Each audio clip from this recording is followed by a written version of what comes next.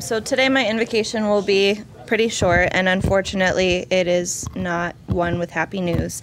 I would like to take my time to speak to hold a moment of silence for the students and staff who were killed in Santa Fe, Texas this past week. It is mind-boggling how frequently this seems to be happening, more so than I remember when I was a kid, and I'm sure anyone here can remember it being. And somehow, you know, it keeps continuing, it's getting more frequent, but it is never any less tragic when this sort of thing happens. So please join me in a moment of silence for the 8 students and 2 faculty members who lost their lives last Friday.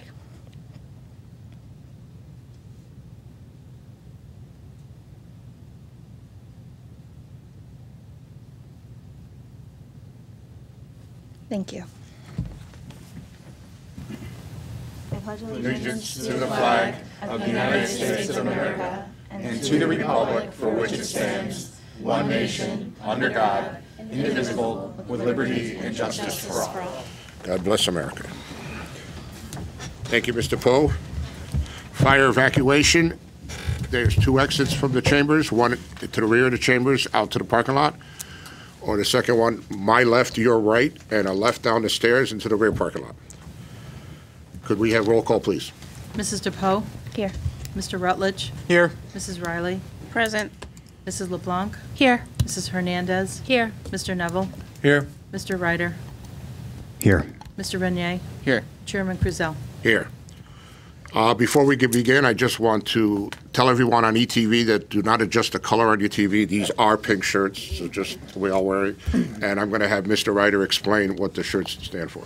Thank you. So the shirts that we are all wearing tonight on the Board of Ed are Donovan Strong shirts. And I have a quick letter I wanted to read on behalf of the Whitney Wolves from Mr. Brooks. The Eli Whitney School community sprang into action to help one of our students who is fighting an illness. We formed a partnership between the Hazardville Memorial School and Eli Whitney School PTOs, who supported this project immensely. The Donovan Strong movement started a chain reaction that was second to none, with teachers, families, community members, and supporters from around our state and beyond joining our team in some way or another. We designed and sold T-shirts in Donovan's favorite color. We organized and held volleyball evenings that were open to all of our students. The Eli Whitney PTO held a bingo night to benefit Donovan's family, and every student at Hazardville Memorial School and Eli Whitney received a Donovan Strong bracelet.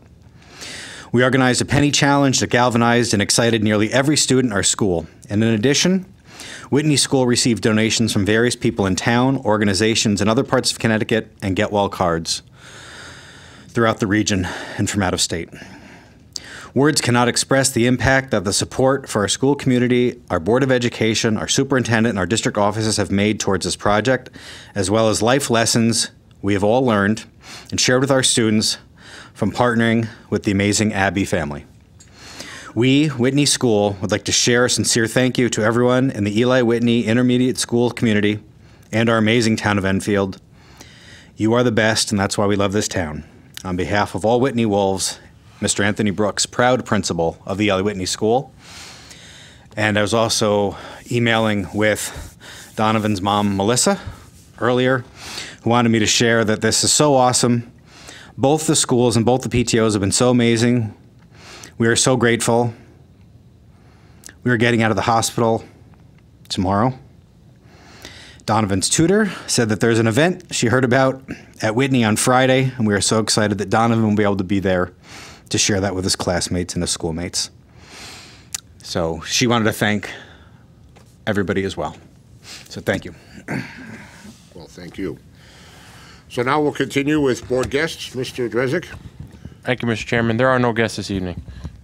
Okay. I'm then kidding. Number... Figured with the unusually large crowd, you probably figured we had guests. We're actually going to start with recognition of our 2017-18 winter sports, and I'm going to ask our athletic director, Mr. Corey O'Connell, to come up and start introducing our student athletes Should be from a the winter wireless season. mic there somewhere. No, he's got it. Hello? Gotcha. All right. We had a very successful winter sports season, as most of you know, playing into the last weeks of the season. Obviously, we'd have liked to recognize these athletes way earlier, but due to length of the season, lovely weather we're having these past few months and other postponements, we're finally able to recognize these athletes tonight. Due to the fact that this has been taking so long, all the athletes have received their recognitions. We know normally you give handshakes, but the coaches will still announce and recognize them by name. So first up, I'd like to call the indoor track and field coach, Amy Bartholomew. Thank you. So I am representing the Enfield High indoor track team. While we had a large team with many athletes having great performances this season, we did have 4 athletes that qualified for the Class LL state meet. From there, 2 athletes qualified for the state opens, and then 1 went on to run at New England's. So our first athlete was Joel Stewart. He qualified in the 55-meter dash. He was first in the Class LL state meet, 3rd in the state open meet, and 6th at New England's. And then we had Sydney Nash, who qualified in the 1,600 meters. She was 7th in the Class LL meet and 12th at state opens. We also had Trey Pierce, who qualified in the shot put, and he placed 14th at the LL state meet. And lastly, we had Eric Maloney, who qualified in the high jump, and he placed 8th also at the Class LL state meet.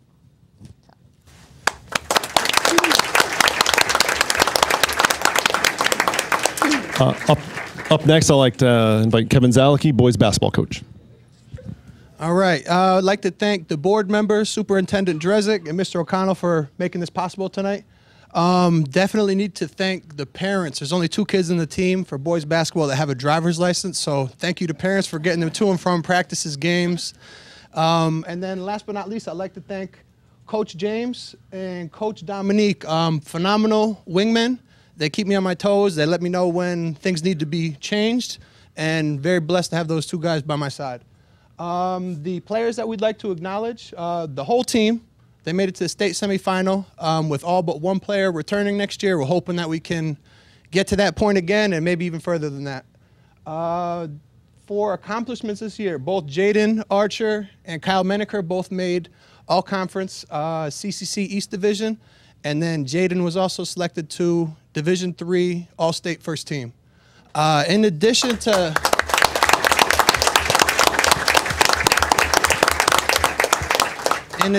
Jaden's All-State, he also achieved the 1,000-point milestone in 2 years. It's a very, very great accomplishment to achieve in any career, but to do it in 2 years is amazing. Looking forward to another good year, and thank you guys for having us. Thank you.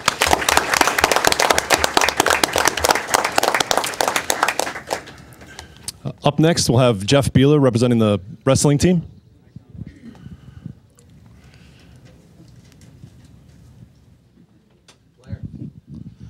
Thanks, Coach. We had a great season this year in the wrestling team. We were 5-0 in the CCC East. We won the league title. Did a great job.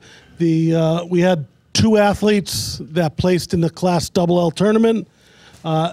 Nate Jesworth and Eli Pelkey placed 5th and 6th in the Class L tournament. Congratulations, guys.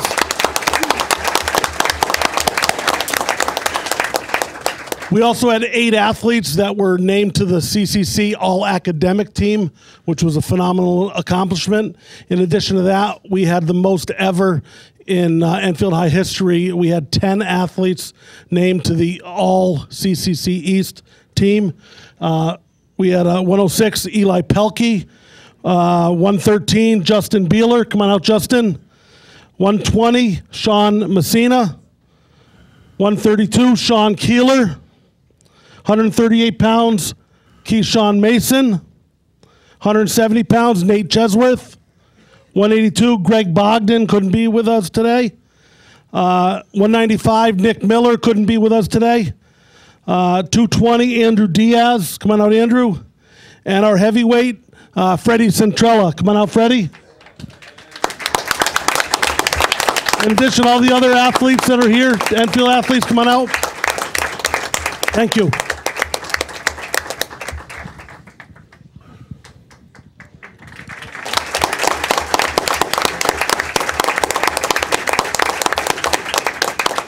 Up next, we'll have Frank Genovese with the ice hockey team.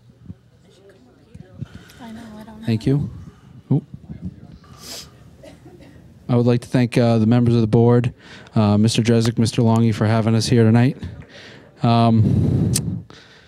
It's great to see hockey emerge again here in Enfield after such a rich history that we're all aware of. And hopefully we can build on the success we had this year. We finished the season with an overall record of 16-8-1, including 8-2 in the CCC South, which we earned the regular season championship. In addition, we beat Newington 6-3 and Hall Southington 6-1 to win the CCC playoff tournament.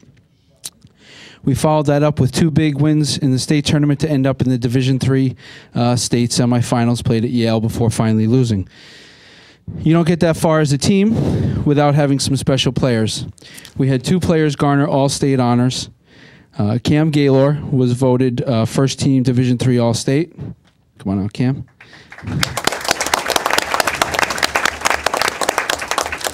And Robbie Vos earned second team All-State honors.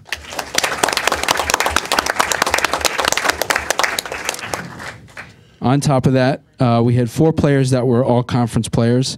They were Cam Gaylor, Robbie Vos, Jason Marin,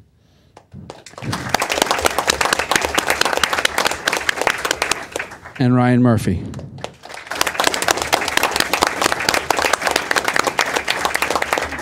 And now the rest of the guys that made the season so successful.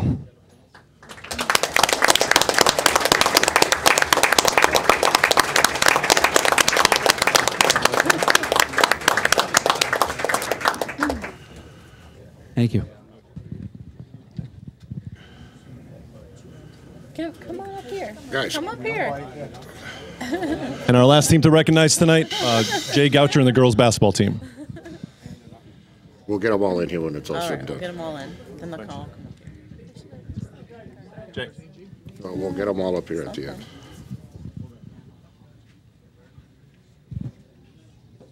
Hello, everybody. Thank you. Thank you for having us tonight. I'm here representing girls basketball. This year, we finished with a record of 24-3. We won the CCC East Patriot. We won the CCC tournament. We lost in the state semifinals to Hall. Don't really want to remember that game. We had one girl make All-State, Mary Baskerville. She became the town and the school's all-time leading scorer with 1,840 points. And we had another girl make All-Conference, Katerina Fonseca. Unfortunately, our girls are out doing their things, working, playing other sports, and continue making themselves better. So unfortunately, none of them are here tonight. Thank you.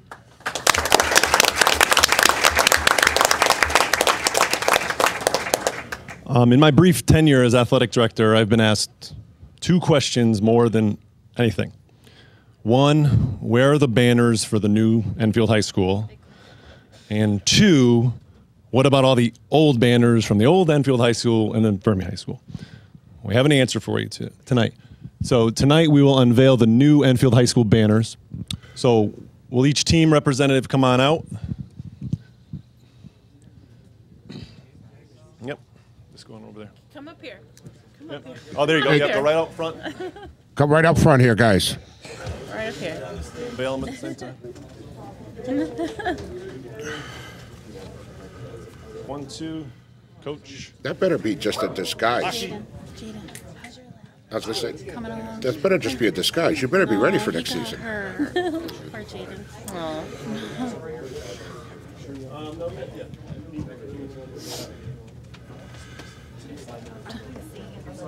Yeah.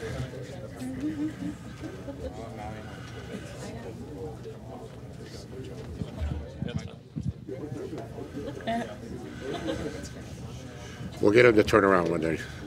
Yeah. Okay, so these are the new Enfield High School banners. Teams, go ahead and unveil the banners. Oh, I see. Very nice. Yes. Now you turn around and show us. Can we do a 180, guys, just to show us? So we can see. Very All nice. right. Yes. Yeah.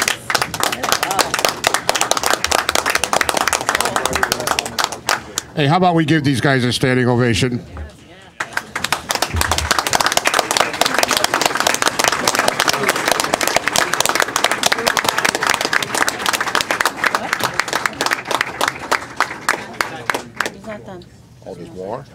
There's more. Go ahead. Keep going.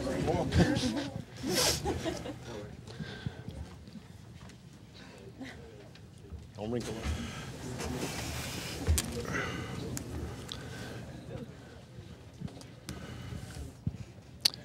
And later, before the school starts, we will be opening the Enfield Fermi Hall of Champions at the new Enfield High School. It is in the large secondary gym entrance, the tall banners. Every banner that was at the old Enfield High School and Fermi will be represented in this Hall of Champions.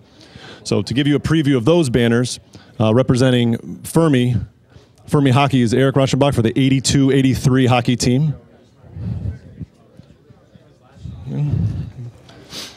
And representing the old Enfield High School, Cookie Brummage.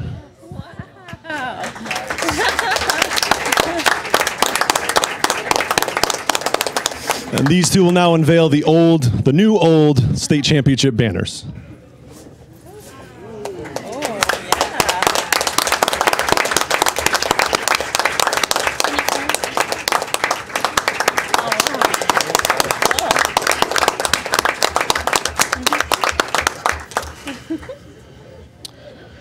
We will send out a mass invitation for a ribbon cutting ceremony near the end, right before school starts. All right. Thank you for all your support, and go Eagles. Thank you. Thank you all. Thank you all, student athletes for great seasons, and anyone else want to say something? Go ahead, Mr. Rutledge. Thank you, Mr. Chair. You know, in addition to the athletes, I mean, obviously great work on all of them, but, you know, as somebody said, you know, definitely a special kudos to the parents. You know, I remember when I was in sports, you know, my mom had to drive me all over the place for practices and games and things like that, and, you know, none of these kids could do what they do without a supportive home structure, supportive parents. So I also want to say a special thank you to the parents of all these athletes for all that you do. Ms. LeBlanc. I just want to say that I love the new banners, and I love all the space so we can keep winning conference championships and eventually state titles. A lot of room for that, so thank you.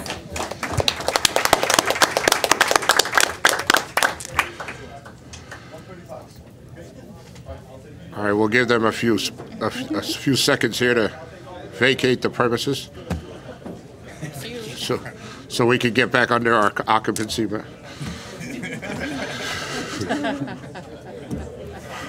I was half expecting the fire commissioner to come down here. Thanks. Half of them were in the hallway. Congratulations. We finally have an answer. Nobody's going to ask me what we're doing with the banners. That's cool to make a hallway. I like that. You know who, I think we've been to so many high schools that have done it. Like you walk in and they're all hanging from the ceiling. And No, that I know what he's talking about. That entry's beautiful for that. it is gorgeous. Okay, Mr. Drezek, 6B. Okay, thank you, Mr. Chairman, and thank you, Mr. O'Connell. I've been, I know the two questions that he keeps getting asked, 90% of the time it was from me. So I want to publicly thank Corey for, he kept telling me, don't worry, I have a plan, we're going to put it all together. The big unveil tonight is that we are going to create the Hall of Champions at Enfield High School. You will all get invitations, and anyone that's watching, and in particular some town council members that have always asking the same question to me about where the banners are going. If they're not watching, can you please remind them that come the fall we'll have a ceremony they're all invited to. Next on our agenda is we have our guests from JFK to talk about JFK Thursday Night School. The board had asked for an update, so I've got, yep. Mr. Longy's talking in my ear. I'm not a real good newsman. I'd like to ask JFK Assistant Principal Dave Iacobucci, JFK Guidance Counselor Shannon Kudrick, and Director of Youth Services Jean Hoy. They're here tonight to give the board an update regarding JFK Thursday Night School program.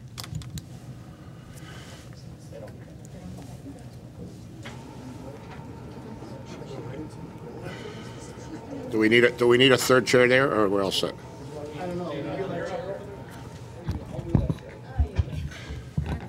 You all remember Jean, correct? Yes, yes. You know what they say about payback, Jean? We're even. Well, thank you, board members. I appreciate Is that microphone on? Thank you, board members, for the invitation to return. I believe Ms. LeBlanc was asking for me to come back and speak to how Thursday night school has gone at JFK. And I am here to report that things have gone very well. I believe in your packet you have a Thursday night school update form. I put in some successes that we've had, some challenges that we faced, and some ideas we had moving forward. We had some of the successes were that we had 15 students return for additional Thursdays voluntarily. I think that was very important because they were looking to continue to better themselves after being given the opportunity. We reduced our number of suspensions by 56 up to, currently with that as an alternative. And we've had 25 referrals based on PPTs, SATs, et cetera. We have had some challenges, though. At the middle school level, it's difficult to get transportation following a late bus schedule that ends at 3:15, whereas this was going till 5 o'clock. For some parents, it's convenient and they take the extra steps necessary. For others, it's more challenging.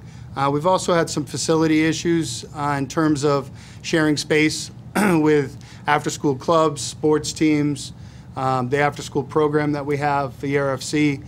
So we have some work ahead of us in terms of trying to figure out how to manage that space and so that everybody can use it accordingly. And that's, for the most part, we're looking to continue our collaboration with the Enfield Youth Services. They've been wonderful in terms of communicating with us and working with us in terms of making sure that the social workers are there for the therapeutic piece, and the kids have really taken to having someone new, someone outside the school to speak to in regards to that program. In addition to that, we also have a continuation that we've worked out through Enfield Youth Services and our partnership with them to continue a similar program through the summertime. So I'm going to turn it over right now to our guidance counselor, Ms. Kudrick, who will lead this program throughout the summer, and Ms. Hoy representing Enfield Youth Services. Thank you, Board, for having us and for listening to our proposal. I really am indebted to Youth Services because this is possible through their funding and through all the work that Jean has done. I have also worked very closely with Joanna, and so they've been a huge help and a huge resource. I kind of came up with this idea because of the Thursday night school. As a school counselor, we're always wondering, about these kids in the summer based on academics, social, emotional needs, and things like that. Like, what are they doing? And because of, budgetary reasons, we understand that it couldn't be funded through a traditional summer programming through the school. So I kind of talked it over with Dave, and we decided that, this would be maybe a really good opportunity to reach the needs of a lot of students, or some students, based on academic, social, emotional needs, and set them up for success for the following year. Basically, it's a 70-15-15 ratio. We are going to focus 70% of the time on English and math and their skills. We have two excellent, wonderful teachers that one of them is special ed certified as well. They are fantastic with children and will be a great asset to this program. One of them will teach English and one of them will teach math. We also are lucky enough to have Joanna and Tremaine from Youth Services, who will be doing pullouts for therapeutic therapy for the students. We're thinking about 30 to 45 minutes a week each student. That can be done either independently or in a small group. And then they'll be meeting with me about 30 to 45 minutes a week as well, working on things such as goal setting, study skills, organizational skills, all skills that hopefully will carry with them throughout their schooling to make them more successful. And the really great part, and hopefully I think this will be a big draw for the kids, is that we'll feed them snacks and lunch provided by funding from youth services as well. So I'm really excited. I think that this is our pilot year. We're going to start small-ish so we can maybe grow from there. We're thinking 20 students so that we can divide it between the two teachers evenly. We're going with current 6th and 7th graders so that we can kind of see the fruits of our labor and kind of take some data on how they've progressed, if they've attended the summer program, and how they're doing now the next school year. So I'm really excited. If you have any questions. Any questions? Mr. Ryder. Just a logistics question. Where will this take place during the summer? This will take place at the Lamagna Center. Okay, great. Go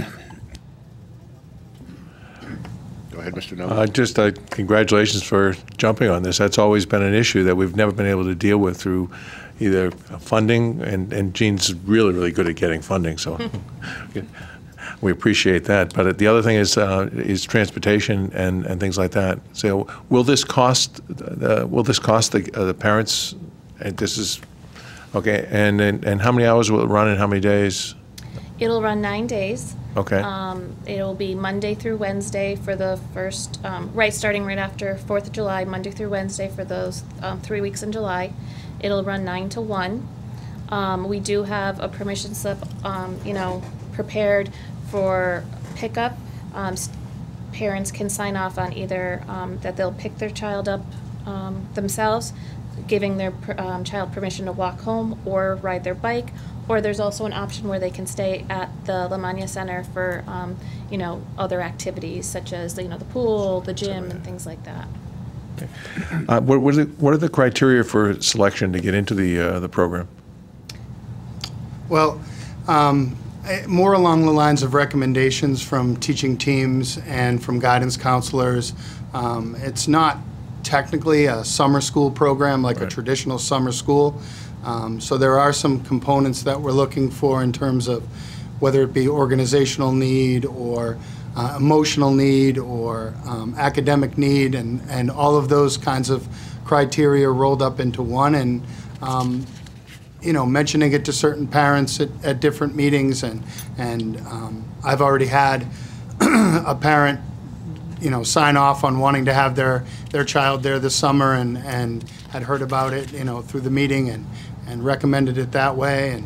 And so it'll be, we're only looking for 20, maybe 30, to get a wait list going to see if, somebody may, when the summer comes and July hits, they might drop down or drop out or for whatever reason.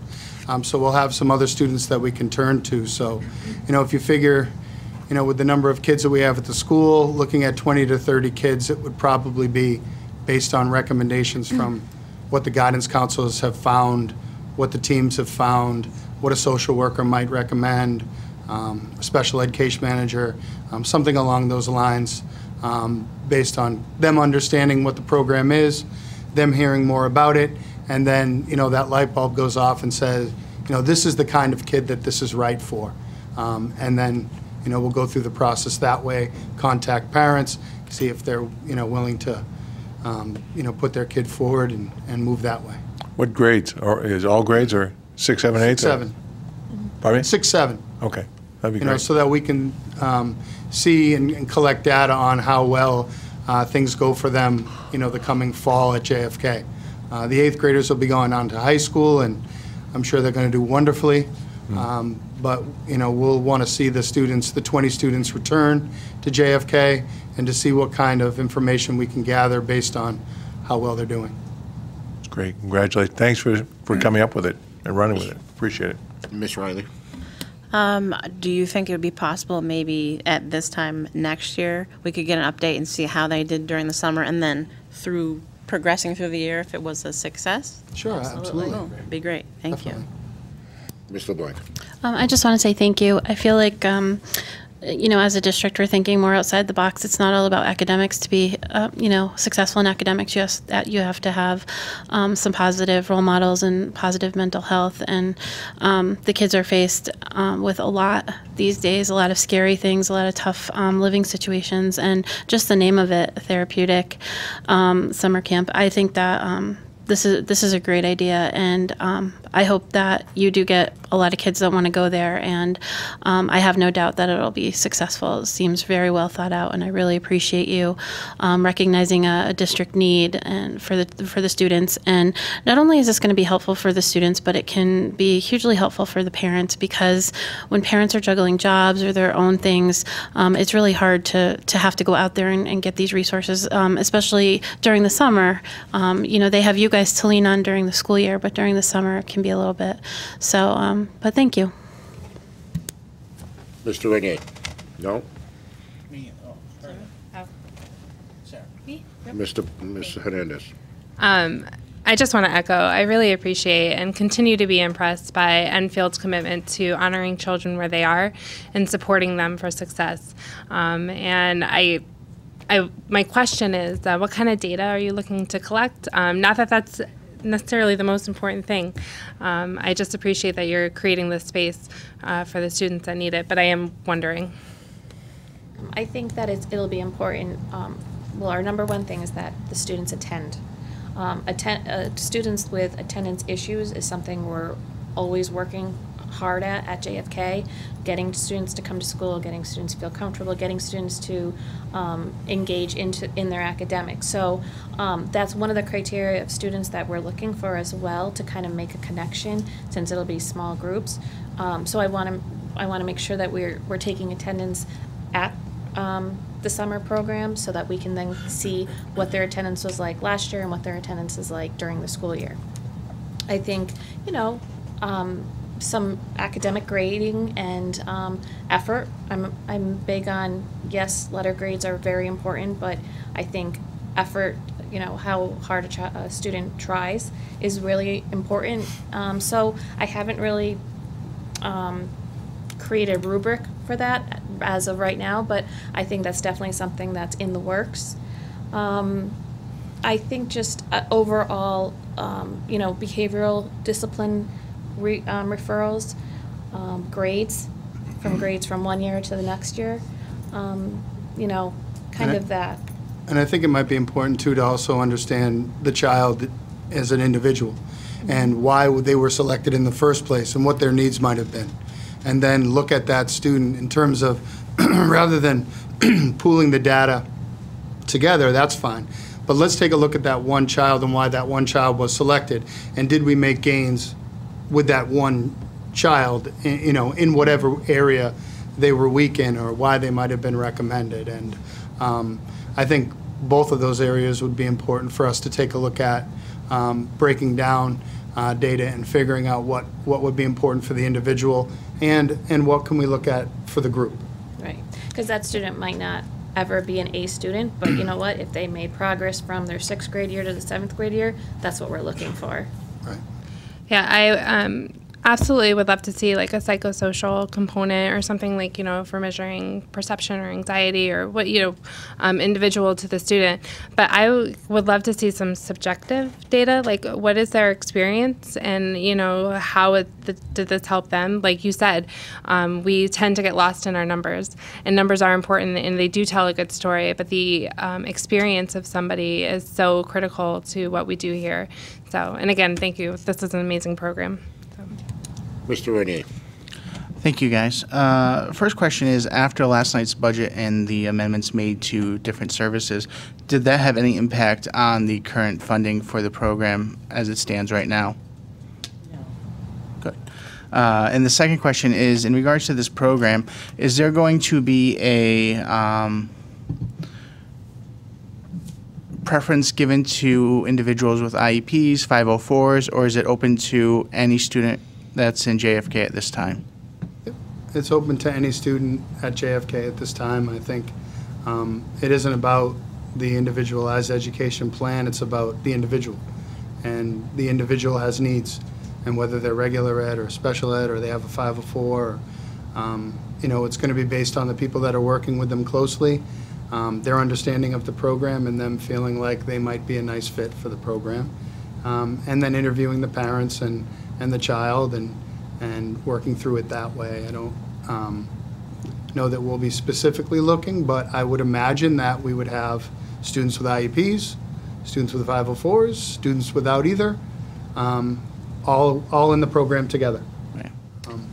That's a really good point, because another component that actually Jean came up with, which I think is really important, is the home connection. So in the month of June, after we have decided on our 20 to 30 students, myself and either Joanna or Tremaine or Jean will do home visits and do youth services will perform an intake with the students. And then I'll be there to answer any questions, or Mr. Yakabuchi will be there to answer any questions that parents may have about the program, because we really want parents to buy into it as much as students buying into it.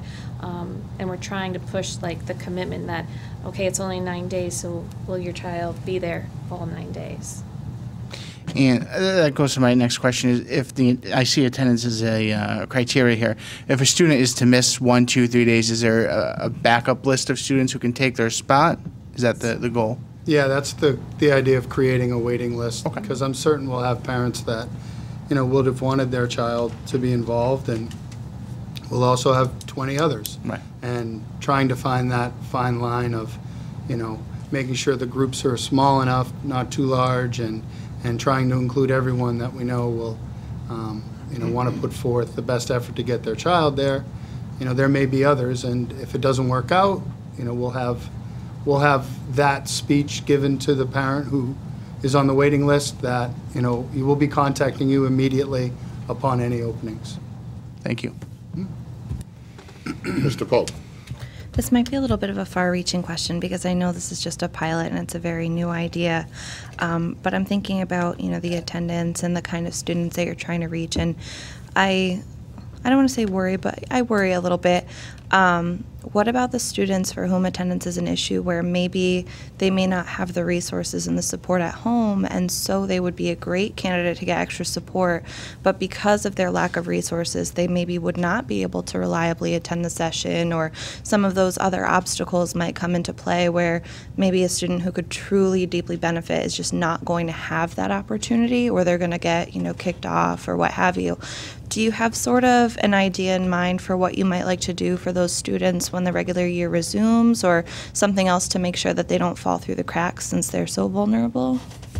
One of the things that, and again, I don't know if in timing-wise it'll happen this year, but I would like to get Magic Carpet maybe involved for students whose transportation is an issue, especially parents that work or parents that don't have a vehicle, and kind of create like a route during those times and those days that the summer school's in session.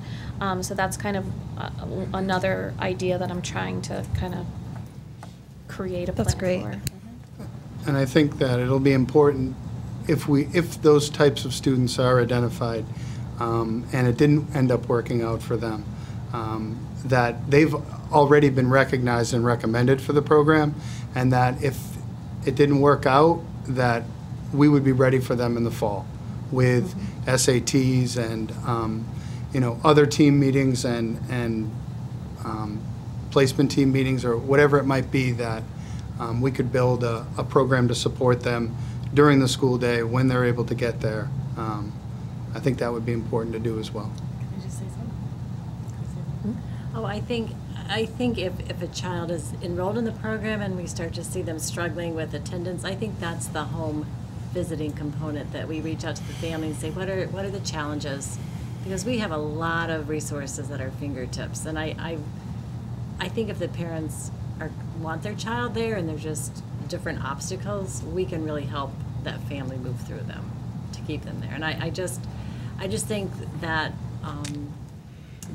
making sure that we're bringing those children into us that are very vulnerable, you know, so that we build that strong commitment to school and that they really develop strong relationships with the adults in their life instead of just kind of pushing them out. We need to bring them in. So there's always reasons why kids may not be in school, and I think we need to take the time to understand what they are and support the family. Anyone else? Mr. Rutledge? Good evening. First of all, thank you for being here and, echoing a lot of the comments here. Thank you for, everything you're doing. I love that we're trying to think outside the box on these things. And I really think it goes to our philosophy of trying to make a difference in Enfield for every child every day. I did have one question. One of the things you mentioned was about suspensions early on in the presentation. I think you mentioned a number of 50 some odd, reduction of 50 some odd suspensions. Yes. Was there any data collected on what happened after that, if there was a reduction in repeat issues or anything like that? Right now, we've just collected data on suspensions. Moving forward into the next year, while we continue Thursday night school, that would be a data point that we would look to.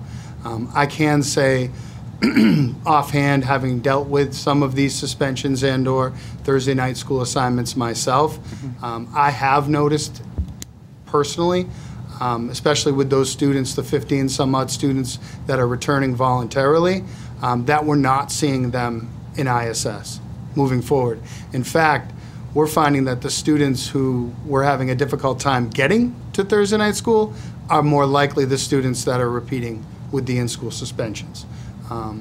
So it's going to be a twofold thing. How can we continue to move this program forward, but also get those students who are more difficult and challenging to get to stay, because we feel and know that there's the benefit there. Anyone else? Well, they stole my thunder again like they always do. So thank you very much. Thank you for your hard work. And if it would be okay, I'd like to move right into my goal team presentation. I'd like to I have to check with the boss over. man first. But Is that okay or no? no, go right ahead. That was pretty. I'm going to give him points for credit. He wasn't supposed to go first, but if we're moving on to the next agenda item, thank you. I tried. Shannon, and I'm sure I'll have to sign something in the morning for making Gene come up here, so it's all relative in the end. Can I stay? Yeah, why not? You want to stay? Nice job. Goal team 4? So the next agenda item is a continuation of a conversation we had 2 meetings ago when I brought 2 of our administrative council goal team groups to give a presentation on, mentioned that we're divided into 4 different district goals, and each team consists of different administrators throughout the district that work together on the goal team. A lot of the goals work interchangeably, but tonight's the conclusion. You saw the first 2 weeks ago. Now we're going to ask the goals, originally supposed to be goal team 2 and then 4, but Dave was too smart to get himself up here and get his goal team 4 in now, so I'm going to allow him to go first. So I turn it back over to Dave and Bridget Birdsall. Thank you again. We were lucky enough, or I was lucky enough to be part of Goal Team 4, where our main focus was forming, maintaining partnerships within our community. We have, I hope, provided you with our Goal Team 4 handout, along with a couple of other items that I'll explain why they're all there together in just a moment.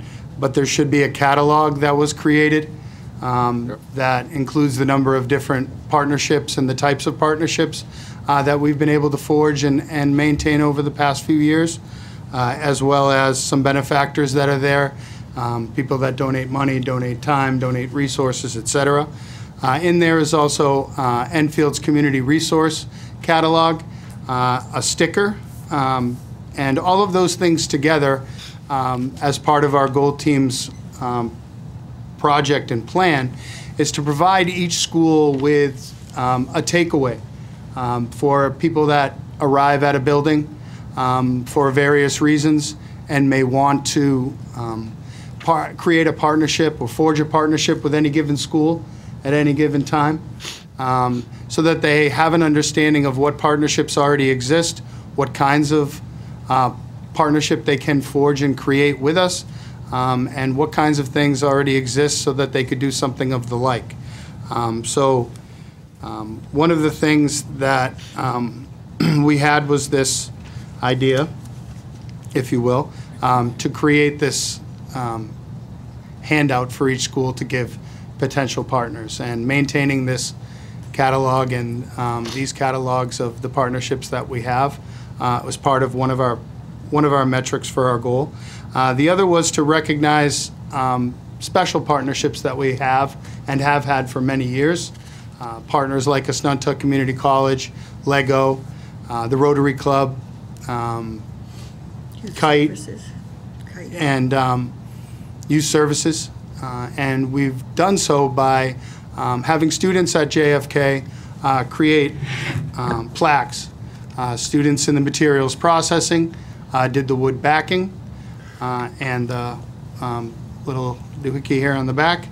And then students in technology of the future did the etching design and carried out making, adhering this to the wood and creating the plaque. And then a number of administrators within the district have been, making their way out to the various locations to hand off these plaques to the different companies and partners that we have out there. And what was really interesting was I had stopped into a company, Toner Plastics in East Long Meadow, and they'd been providing us with very inexpensive plastics for our 3D printers at JFK and at the high school. And in talking with the owner of the company, he said, hey, I'm looking for a kid to work here. You think you can find somebody that I might want to hire? And I contacted the career counselors over at the high school, and they set up an Enfield High student with a job. And so that was kind of interesting to have offset this goal. We were very fortunate to have Mike Petrucci also at the high school, made a very nice banner for the ShopRite people to hang in their store. They're another very valued partner. And our goal was to not only foster these partnerships with members of our community by giving them something to take away at the schools when they visit, but also continuing to maintain these partnerships. And on behalf of my team, Bridget Burchell and the Enfield Public Schools, I'd like to present Jean Hoy and Enfield Youth Services with their plaque here tonight.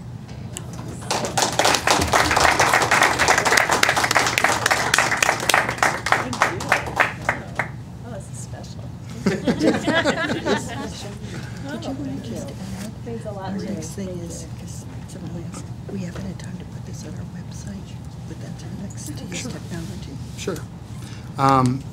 Additionally, we're moving, or we're thinking to move this more into a social network aspect and putting a lot of these catalogs, once they're finalized this school year, onto all the district web pages within each of the school. Let the community know that follow us on Twitter, that follow us on Facebook, and various platforms that, these partnerships are important to our students. They mean a lot to them. They enjoy job shadowing opportunities and potential internships, jobs even, whether it be in the summer or during the school year, and also resources that they use in class every day when it's difficult to make ends meet in a district, to have, companies that are willing to, donate things and hand things over to us as a valued partner. They deserve to be, recognized and thanked. So organizing this as a group has been very important to us, and I feel extremely important to our students.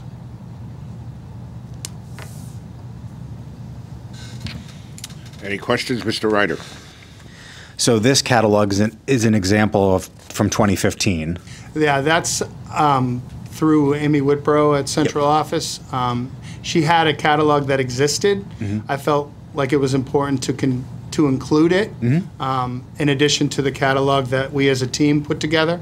The sticker, the invitation would go together in a folder that was given to each administrator at each building, so that if a potential partnership emerged, that they could have something to hand them so they could look through and see what kinds of things go on in the community, what kinds of things and partnerships we have in our schools. So who's working on the 2018 version of this? I don't know that the 2018 version will make an appearance, and it may just be infused into the catalog that we're updating and continuing to work on. We'll take that information and move it into ours. So this will be available digitally, you said, and you'll Correct. share it on all the individual schools' websites? Correct. As well as EPS? That one would be made part of the other Right, one the that you have. new one. Yes, correct. Will the new one also be in print? Yes, and available to each of the schools. So if I had updates, who would I contact? Like if I have additions, Me. if I have partnerships? Okay. Yes. So you'll Directly, maintain the catalog? Correct. I have that digitally Yep. and the other digitally, and can make all updates. I had a meeting recently with Mr. Longy, and I had a couple of partners that I work with at some of the elementary schools that make donations annually, teacher appreciation, that kind of thing. So I'd want to make sure that they were included as well, so I can just forward contact information and things like that to yourself. Yep. I also think this would be a great resource once completed and updated with the PTOs. It kind of gives them a launching spot for, hey, we have this coming up.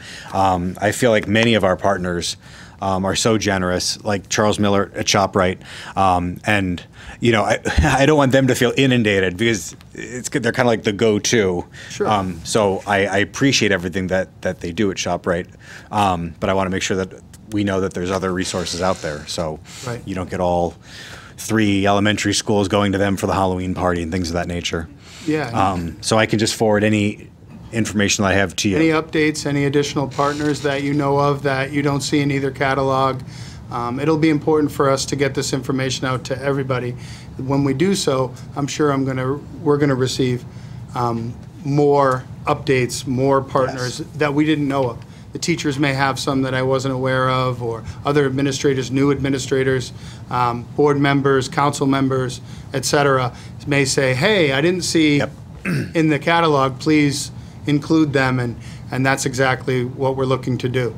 Perfect. We're not looking to leave anyone out, believe me, and certainly letting anybody know that would like to be a partner. You know, all of the great things that our community is doing for our schools is our priority. Great, thank you. No, it just, as soon as you print this, there's, you know, names change and Sure, yeah, absolutely. contact numbers change, that kind of thing. So. Yeah, the updating is key for the goal. You know, we have to maintain. Thank it you for every doing this, because this is huge for a multitude of reasons. Thank you.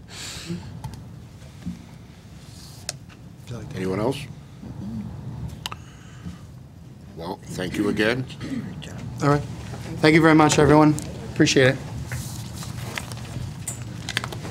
Mr. Chair, I have a point of order question for you. Is there an option of moving item 11 next so we don't have our Head Start friends waiting? That's a possibility. But we're still continuing with this, so let's. Okay. Yeah, Mike's grabbing it. I'm taking the rolling. Please do. Don't be the driver. Let me sit right here. All right, you drive. I'll sit right here. Okay. Last but certainly not least is our final goal presentation. As you can tell from earlier in the evening, the greatest resource that we have is our people. So we have dedicated an entire goal to not only recruiting but maintaining our people. And you're going to hear a little bit about it from these fine folks. So I will turn it over to, I'm guessing, Ms. Haran, since she's driving, or are we turning it over to Mr. I'll start us Kosher? off, thank you. Okay. You want to grab the little wireless one then, just in case, so we get you on ETV? You're gonna have to They'll come Hello? they'll come running in here in a minute. Okay. So I'm John Kosha, as you know here, the Chief Personnel Officer. I'll let these guys introduce themselves, and then we'll get started. Go ahead. Why don't you start, I'm Bree? Bree Horton, I'm the District Coordinator for Physical Education and Health. I'm Mike Pescatelli. I'm the math coordinator, grades 6 to 12. And Sarah Haran, I'm an assistant principal at JFK. Okay, so I've had the pleasure of being involved in this goal group and overseeing it since its inception. We've kind of been involved with, as Mr. Drezik said, recruiting and hiring of staff, of teachers. We've started there with teachers, and we've taken it over 3 years to not only the recruiting and hiring piece, but what do we do once they get here? And it's not just new teachers, it's new teachers to Enfield. Because as you know, we do recruit veteran teachers or teachers with some experience. Is that setting up? We're gonna keep Keep on talking. Okay, they're pointing over here. Check the one on the floor. It looks like that one's out. There you go. Thank you. Thank you, Jim. Beautiful. Our point of view from here is different. Good. Set? Thank you. Okay. We got it. Mr. I Jessup told you took he care come of it. running in here. Thank you. I don't think it's pink, but I'm sure that's fine. Thanks. Well, that'd be perfect. It's an honor. That's right.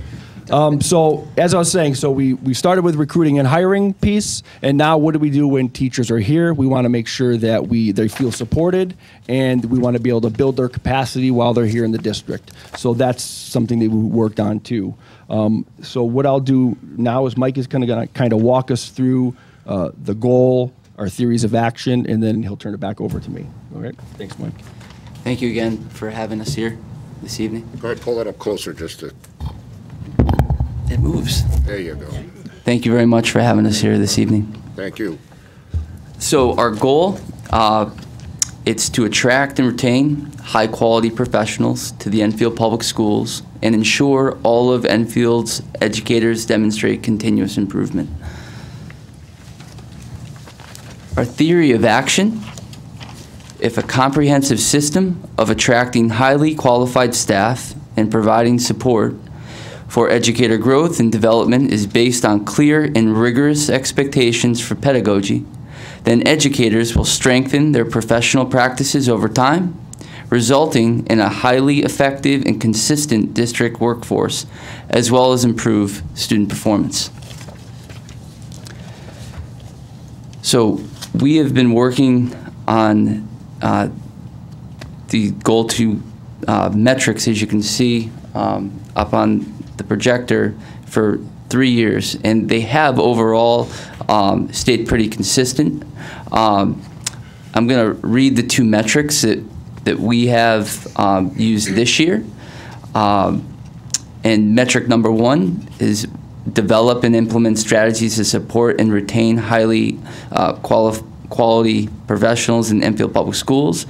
And the second metric is to research, identify, and implement best practices and systems for vetting, interviewing, and hiring high-quality professionals in Enfield schools.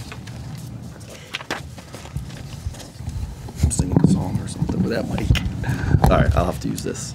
All right, so is it on? Okay. As I had stated first, our primary focus was recruiting and hiring. So we looked at what our current practices were for recruiting and hiring. One of the first things we did, Mike, you want to hand those out? Thanks. Is I spoke with Mr. O'Connell, who was in here earlier tonight, as the business coordinator and his expertise in marketing. And what we did was we set up, and Mike is handing out some of the work we did. We actually set up a partnership, as Dave was talking about partnerships earlier, with the business classes and the marketing classes at Fermi at the time. And we created an assignment to give to the marketing students. And the assignment was to create a pamphlet or brochure that we could use in our efforts to recruit new teachers to Enfield, talk about what makes Enfield great. And they took that assignment. A bunch of the members from our goal team went to the class. Each student got up and presented to us what they developed, and we gave them feedback. And in the end, we ended up choosing a winner from that team, or from that class, and we kind of finalized this brochure with them. So, obviously at that time, one of the big things was the new high school. That was part of our focus here. We thought, and believe me, when we went to the recruiting fairs, we brought the big diagrams of the high school, and that's something we focused and pointed people out to. And so we made sure that was in the brochure, which the student knew to do that. Talked about the benefits of reorganization with the elementary schools. And then actually that student interviewed teachers at the high school and some of the other schools, if you can see here, and looked at top 10 reasons Enfield is a great place to teach. And so these are actually things that the teachers had told that student, which I thought was a great idea. So we still use this. Obviously, I think we're going to update it probably this year with some actual pictures of the high school, I think, and some stuff like that.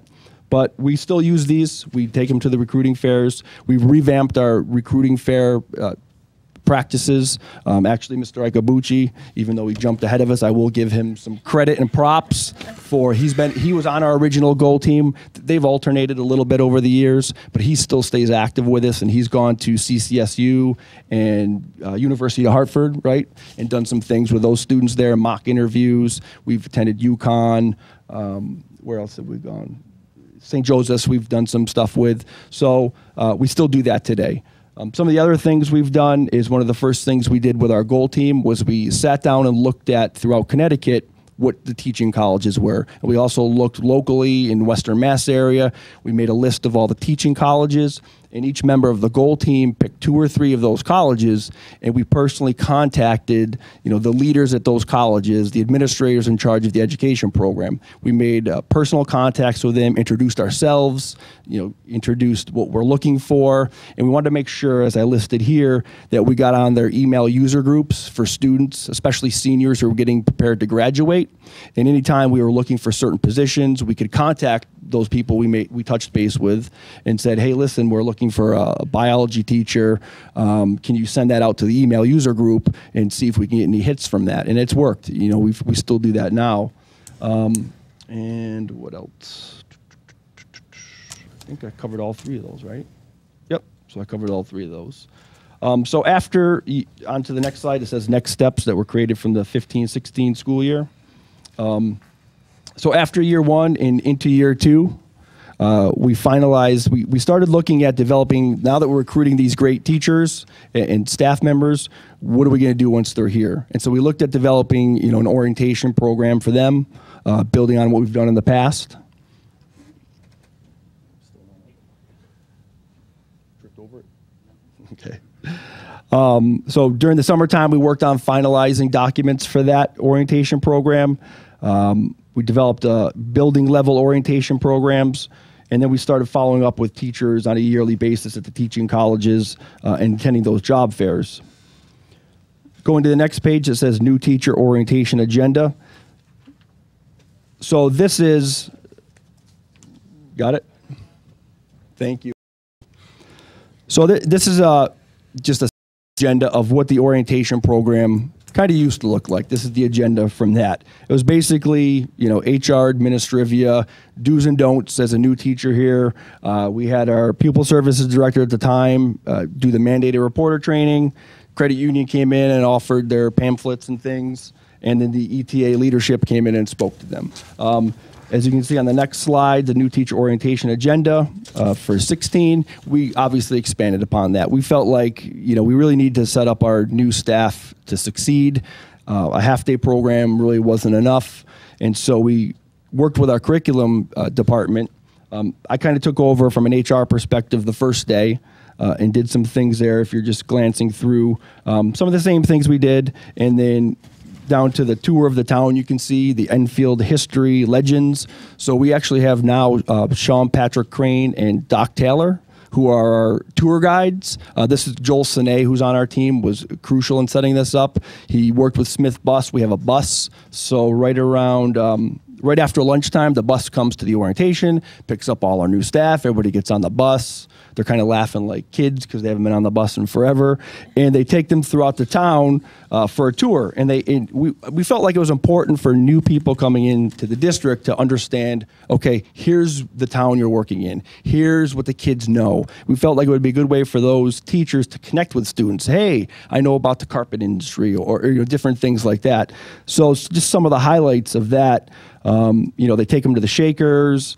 They go to the Powder Mill Barn. The historic district in the old town hall with its Revolutionary War connection they talk about. Go to St. Patrick's Church, its connection to the waves of the immigrants. Bigelow Commons, the center of the carpet industry, like I said. They also make a stop at Collins Creamery, which is a big hit, obviously, so they have a good time doing that. So that was a nice touch, I thought, that the new staff really enjoyed. And then the next day, they do things curriculum-based. They show people the teacher evaluation system so they have a heads up about what that looks like. The team, Katie Ellis is nice enough to come and meet with us, and a bunch of the other people in the curriculum present things. Guy Barassa gives them their laptops and stuff and gets them all set up so they're ready to go for the first day. So that's, kind of nerve-wracking if you don't have that set up. So those are some of the different things we've incorporated in that. And we continue to revise that and look at it, and we survey them afterwards to see what went well, what we can improve upon. So it's kind of a constant, influx, and we always want to improve upon it. So then, after the successes of this is my last slide, by the way. So after the successes of the 2-day orientation program, we also then started talking about, well, how can we carry that momentum into the school year? Because, 2 days isn't enough. These new people to the district have a lot of questions that need to be answered. They need further support. So then we started working on it and building a year-long, we call it a new teacher academy. And so that's something that, Bree's going to talk a little bit more about. There's monthly meetings. And what we did was we surveyed the teachers at the 2-day summer orientation. We asked questions like, how is the relevance of information, knowledge of presenters, stuff like that? What other supports do you feel like you need? And then throughout that school year, we surveyed year 1 and year 2 teachers on a monthly basis. So in September, we'd send out an email. These guys actually here developed the questionnaire and said, okay, how's it going? What are you struggling with now? So we want to know what is a tough thing that you're working through now in September. What's going well? What information do you need to know that we could have provided for you, or that a building administrator could have provided for you? We do that every month because it kind of ebbs and flows throughout the school year. Typically, everyone starts on a high. They're excited to be there, and then all of a sudden, people get stressed out, and there's different things going on. Bree will go over a little bit about what those look like and what some of the people responded back to us with. So you want to go ahead Sure. with that? I know that there's a lot of information here, so I'll try to provide a brief recap of this particular slide, or not. So John spoke a little bit about the monthly surveys that we gave to them, and we asked the same 3 questions every month, and that is, what event or initiatives occurred this month where you felt that you could have benefited from additional information and or assistance, what school-wide supports or resources were available that you found relevant and helpful, and in what ways could the district have provided additional supports. And the most prevalent feedback where new teachers felt they needed more information was in the area of the teacher evaluation process, and additionally with the accessing and understanding the various technological platforms in town. Additionally, it was suggested that we offer more school-based support to address protocols or needs germane to specific buildings, and also to provide a new teacher manual. And I will say that that has been created and actually was distributed at the last August new teacher orientation. As for the district-wide resources that they mentioned, they said that their department coordinators, building and central office administration, and their colleagues were extraordinary resources for administration and for information and support. They also noted that the new teacher orientation and the TVAL training that occurred during that time was beneficial. I'll come back in a bit to explain how we further address the needs defined by our new staff after Sarah talks about the domain analysis. Kind of coming back there. One thing that we thought was really important was to make sure that our teachers were getting the support they needed, and we felt that making sure that as administrators we were calibrated would help us in making sure that they were supported, because we would be consistent, but we also together would be sharing some best practices that we were seeing with our teachers. So what we did was we took data that we collected from Talent Ed, which is our platform that we use for teacher evaluation, and then we surveyed the administrators to find out where they felt teachers had areas that they might be struggling in. And from that, we took all of the data and we kind of went through it and saw, where there were some disconnects or areas that maybe as an administration team we needed to improve on. So we gave some of the data to the curriculum department so they could look at what we might need to improve on for professional development, to help our teachers have the tools and resources, but also we wanted to make sure we had some data for our teacher evaluation committee, which is made up of teachers and administrators and central office. And we have been working this year in revamping and making sure that we're really looking at the indicators in a way that's going to help teachers grow as educators. In the next slide, you're going to see how we were able to look at, this is 2 out of the 4 domains that we have in the teacher evaluation system. Domain 3 is planning and preparation, and domain 4 is instruction. And in red, you'll see that that's where we had the most administrators believe that that's where teachers were struggling. And that was in student engagement and student discourse. And from that data, the curriculum department did have, at the building level and department level, teachers really spending a lot of time learning some best practices to enhance what they were doing with student engagement and student discourse. One thing that we saw that was a disconnect in Domain 3, Indicator D, develops and organizes coherent units, lessons, and tasks. We only had 3 administrators believe that that was a low, or that was an area that teachers were struggling in, and it was the lowest average. We really weren't sure why, so we brought that to ADCO and we talked about it and tried to figure out, what was everyone really looking at when they were scoring that indicator. And that is an indicator that usually you're scoring when you're meeting with your teachers. It's non-observational. So we were really making sure that we were all looking at the same information when we were meeting with teachers. We also at ADCO thought it would be really important for us to have some calibration training. So what we did is we all kind of split us all up in different departments, levels, and we had us all look at Domain 2, which is going to be your classroom environment, and make sure that we were all looking at the indicators in the same way. Like, what does a 4 really look like? What does a 3 really look like? And just sharing some of the observations we've seen with the teachers that we evaluate. And then we did the same thing with Domain 4, which is instruction. And those are the 2 domains that you're going to see more in your observations. So we wanted to make sure that we were all kind of seeing the same thing, talking the same language, and just talking about how we would write up those teacher evaluations. So that way we were really giving the feedback to help support our teachers so that they can ultimately help kids, but also grow as educators. So a recap of our goal work for 2017-2018 is, as I've mentioned, we have implemented the new Teacher Academy. This was the first year, and we're utilizing the feedback given to us by them to develop our calendar for next year. Our initiatives that are still in development is we are going to develop a standardized system or process for administrators to follow for the hiring process. We'd like to create an online database of interview questions for district administrators to reference, and we'd like to standardize and make electronically accessible all interview documents required for submission to Human Resources.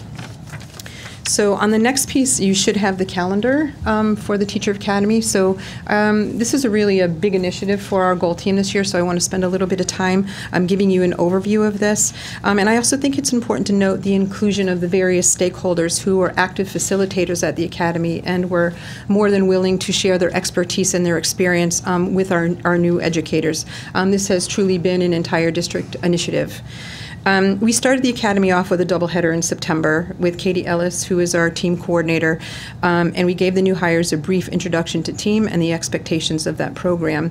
And that was followed by Carrie Wiley, one of our STEAM coordinators, who made herself available to assist with any questions or issues concerning PowerSchool, which is our new operation systems, which is similar to eSchool.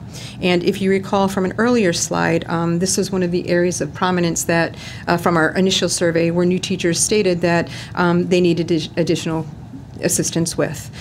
So because of that feedback, we considered this information a priority, and we made sure that we put it in their first session for the Academy. Katie Ellis returned again in April, and she reviewed Module 5 of the TEAM program, and she shared an array of scenarios with all of our new cohort of teachers that were specific to professional rights and responsibilities.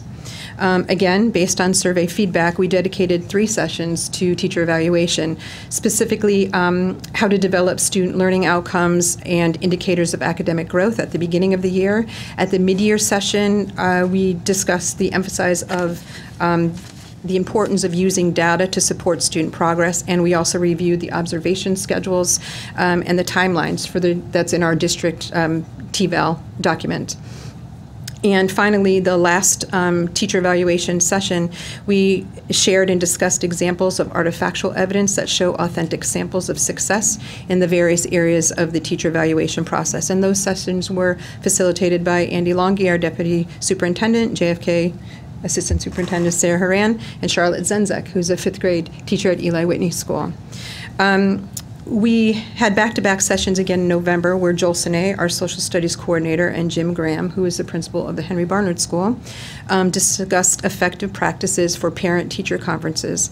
They shared strategies for leading successful and informative discussions with parents and the information of conveying data.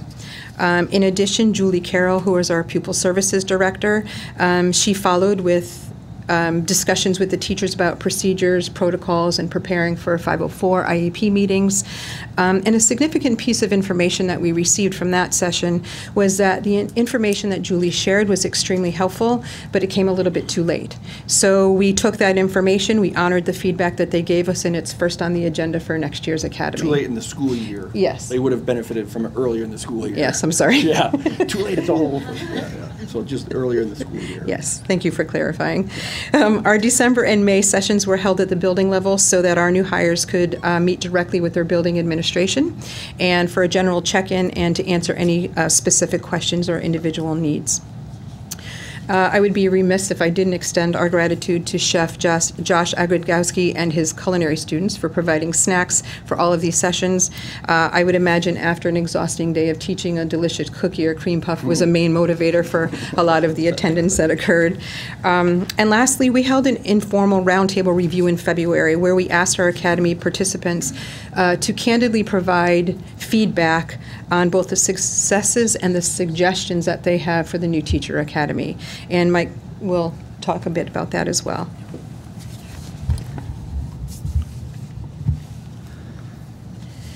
All right, so the focus of really this current year was to really develop, like Bree had just said, a very effective new Teacher Academy and to support all our new teachers through this year. But then also to build upon, that success from this year, but then also to make changes for this upcoming year. So what we ended up doing, along with surveying all the new teachers after they completed the 2-day summer orientation program, like we had already said before in a previous slide, we also, now I'm going to skip down to the third bullet, we ended up implementing, like we said, that new Teacher Academy, but along with that new Teacher Academy, we were able to every time get ongoing feedback and be able to make immediate responses in terms of, all right, they have questions related to this particular piece that we just presented on, we can get them additional support related to that. In addition to that, if we did receive feedback in terms of the structure or things that maybe were missing, we were able to build upon that in this current year and make those changes, as we did in the last few sessions that we held in the spring.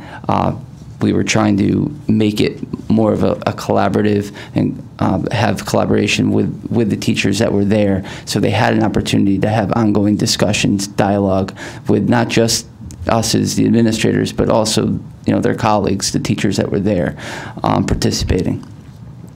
So, like I already said, we are also going to be using this feedback to make the adjustments for the upcoming 18-19 school year to improve upon this first year of the new Teacher Academy. Our program goal, like we have, the implementation of the new Teacher Academy will allow for the district to provide strategies for ongoing systematic guidance and support for our new teachers. And I think you'll see from some of the feedback in this next slide that that's what we're doing.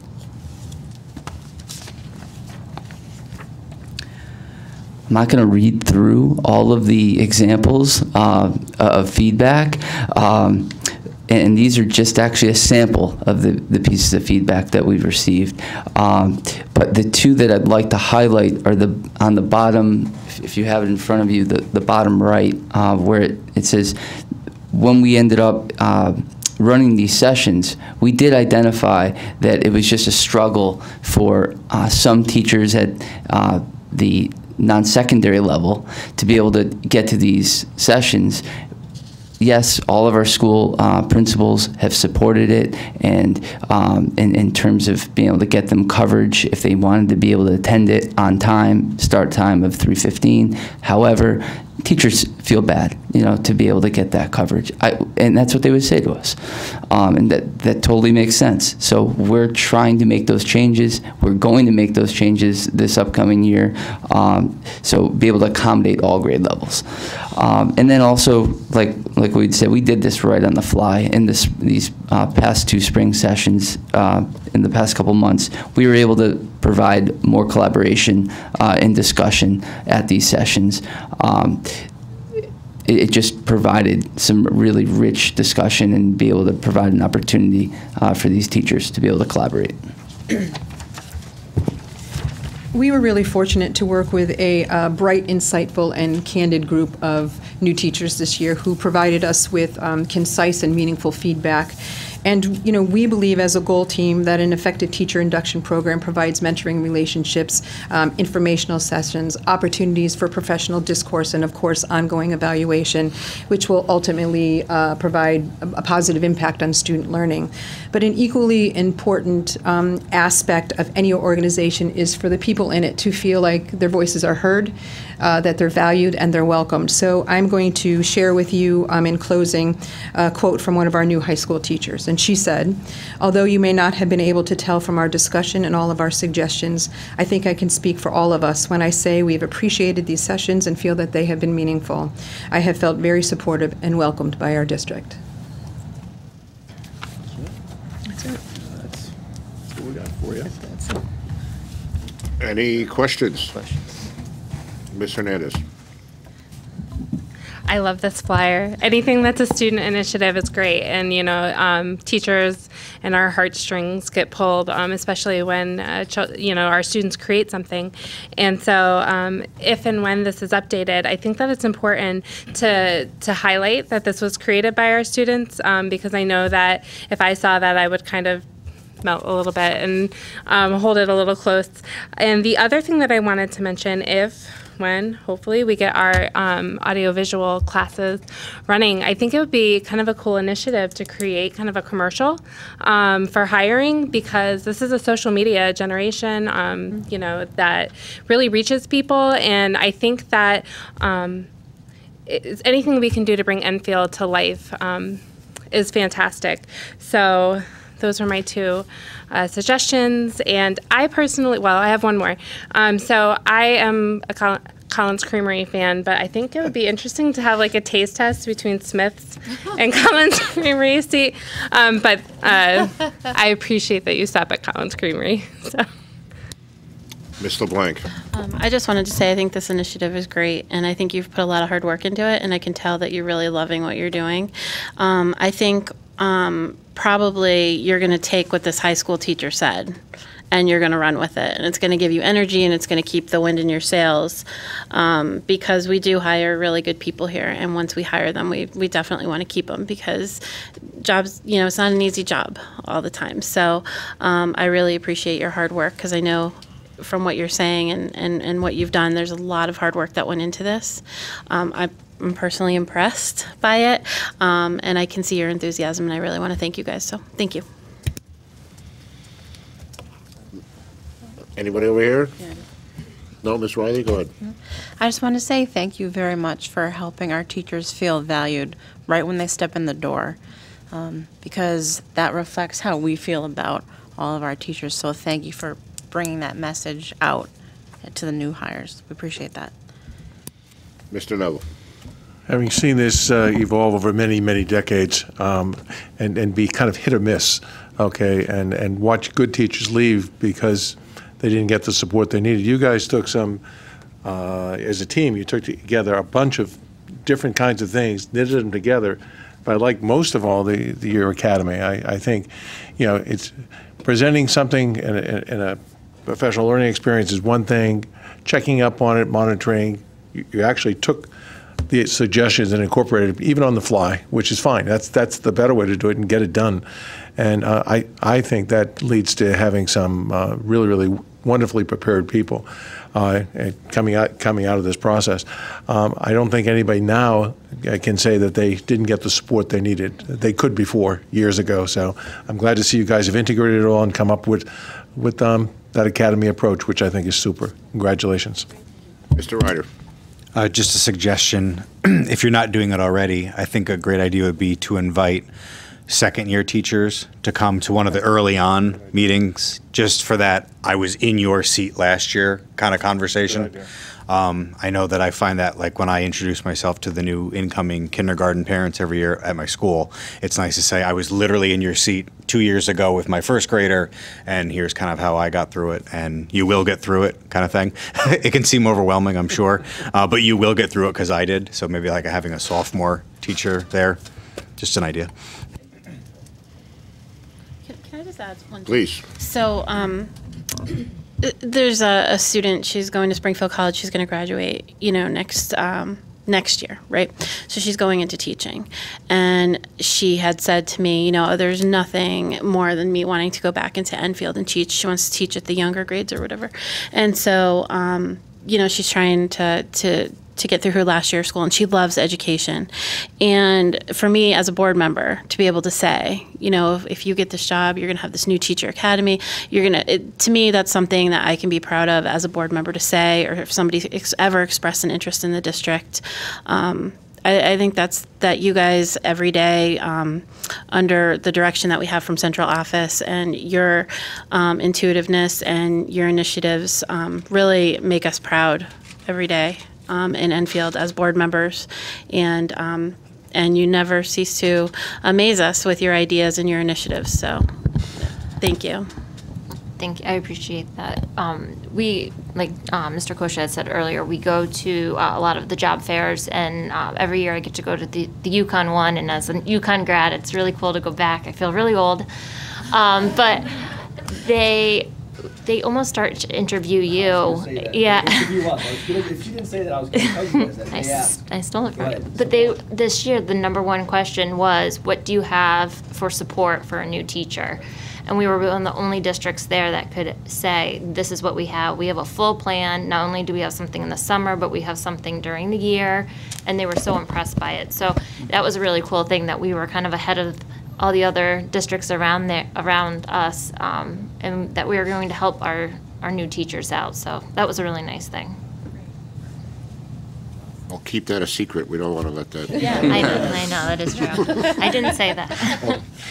I think it's nice to hear that. We're becoming more ahead of the crowd as you go around the state. Enfield is starting to get its name out there for being out in front and doing things that need to be done that other districts should copy. So emulating is a good thing. Teachers have always done it. Keep it up, guys. Thank you. Well, thank you. I mean, phenomenal work, and keep it up. That's all we can say. Thank you. Thank you. And sorry for the technical difficulties. Yeah, we're at the end of the budget, so they could be cutting some things here. Rich, do you want to put your point of order in? Yeah. And then Let me just ask, do we want to rearrange the schedule and get them? Head Start. Yeah, can we get Head Start in? Well, we can do the vote later, or we have to do it when they're here? Yeah, that's what I'm saying. So do you want to do that? Okay, I would like to entertain a motion to take our agenda out of order and move up 11A. Second. Moved by Mr. Neville, seconded by Ms. Riley. Any discussion? Show of hands. All in favor? 9-0. So, only being 8:30. Deb has been here late. And I know the last time we blew it on you guys, and we apologize. So, and thank you, Mr. Renier, for this idea. So, it's probably not so interesting at 9:50. So please.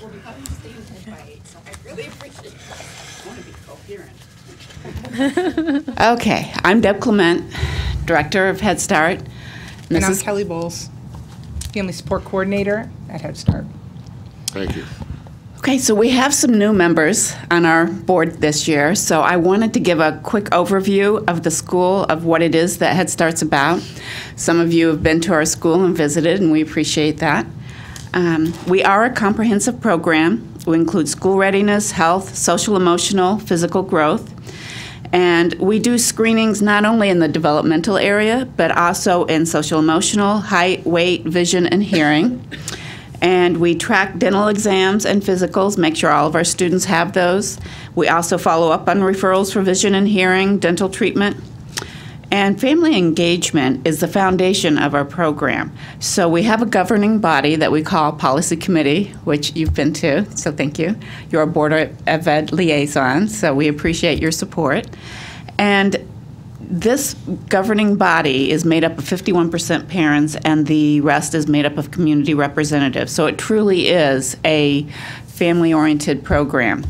We have parent meetings and activities during the day and evening to try and accommodate our family schedules. And teachers do 2 home visits a year, as well as 2 conferences a year.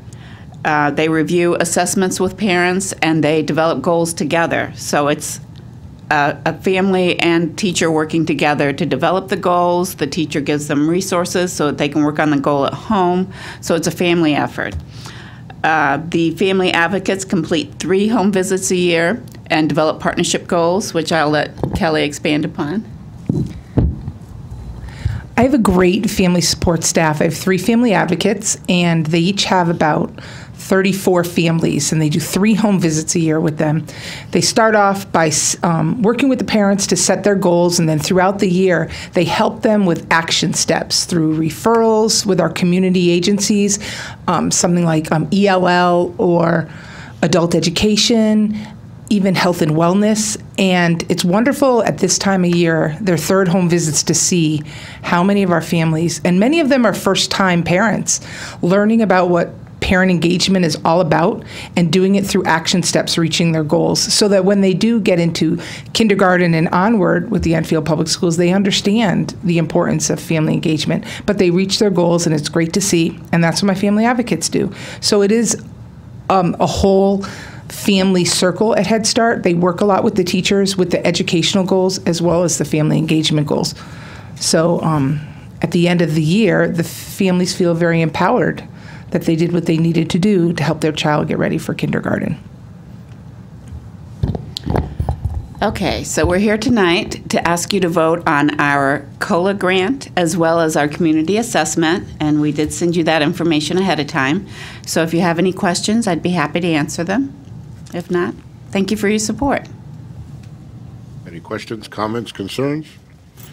So I entertain a motion to approve the Head Start fiscal year 2018 federal COLA grant and community assessment.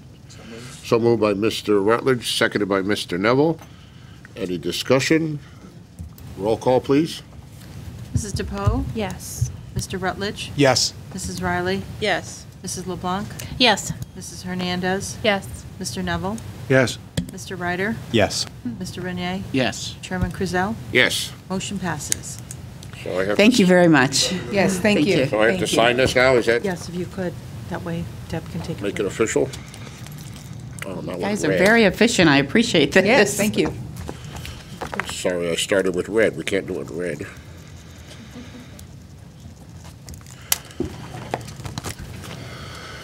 Would you bring that up? Or thank you very much. Thank you. So now do we want to continue with 12 or do we want to go back? You get that. Sorry. Number 7, superintendent's report, and the role of student representatives will be played by our assistant superintendent today. Things are going great. Yeah. Got him a wig, he'd look like a senior. I'm just kidding. Our student reps couldn't make it this evening, so I will jump into the superintendent's report. Memorial Day Parade we held on Sunday, May 27th at 1 p.m. The parade will start at Enfield Street School and end at Town Hall. As a reminder, schools and offices will be closed in observation of Memorial Day on Monday, May 28th. Board members have been invited to attend this year's Enfield High School Honors Breakfast on May 30th, 31st, and June 1st, starting at 7:30 a.m. The event's held in the Enfield High School cafeteria. In your packet, there's a memo with additional information.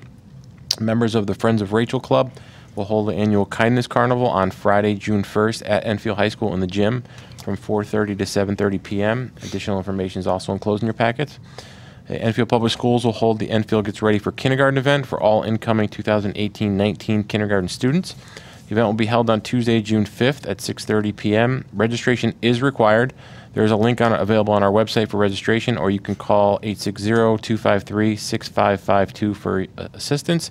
In your packet, there's a flyer with additional information. This is award season, so bear with me. And the 2018 Adult Education Graduation Ceremony will be held on Thursday, June 7th at 7 p.m. in the Enfield Municipal Annex Building, lower level library. The grants report, personnel report, and list of May and June events are also in your packet. And there's one item that didn't make print time for the superintendent's report, but as most of you know, my understanding last evening the town council appropriated our budget for this for next fiscal year. I've also heard that the appropriation was actually more than what the board's request was, and I've gotten some questions regarding that. The reason for that is because of all of the maneuvering by the state with the state budget. The minimum budget requirement is the dollar amount that the town council is required to appropriate to boards of education on an annual basis.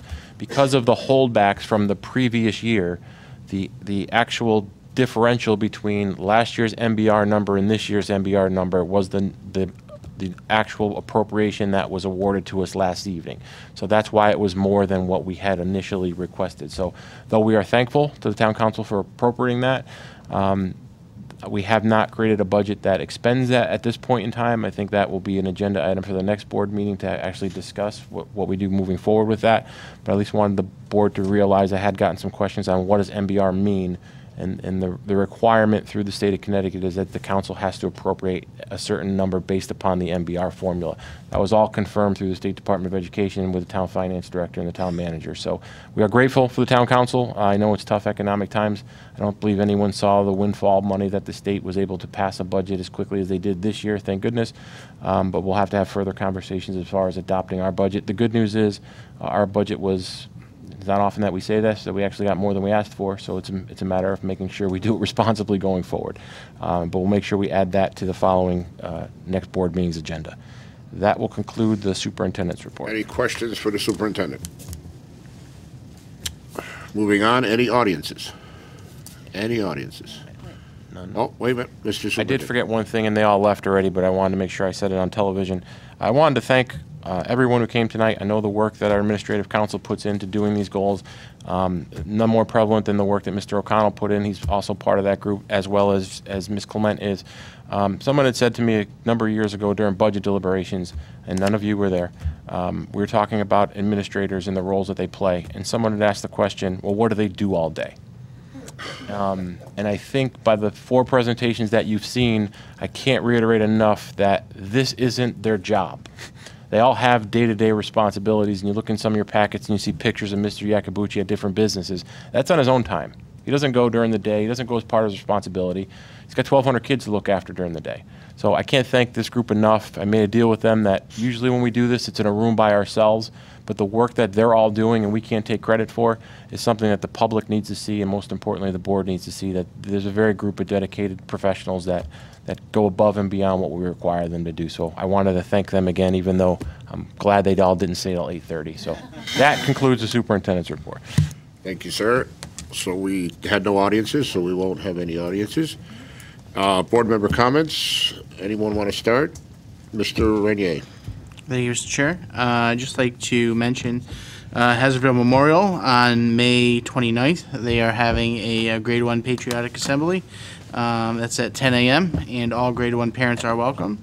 And the following month, June 21st at 10 a.m., they are holding a grade 2 celebration assembly for all grade 2, and their parents are also welcome. I'd like to extend a thank you to the town council for approving our budget. Definitely makes things easier on our end in regards to going forward. And we have a lot of great teachers and administrators in this town, and it's nice that we can pass a budget and make sure that all of those teachers stay with us and we don't have to worry about cutting anything or anyone or any programs. So thank you to them, and thank you to Mr. Jezik and the superintendent's office for working so diligently on the budget for this season. Thank you. Mr. Poe? I also want to say thank you for the budget that was approved. It is a great weight off our shoulders to know that we can operate as hoped and expected over the next year, so that's wonderful. I just have a couple of things coming up at Enfield Street School. First, we have the Enfield Street School first grade assembly on June 1st at 9:15 a.m. There will also be kindergarten assemblies on June 21st at 10:15, and the second grade moving up assembly on June 22nd at 2 p.m. I'll be happy to remind everyone about those at the next meeting as well, but put them on your calendars.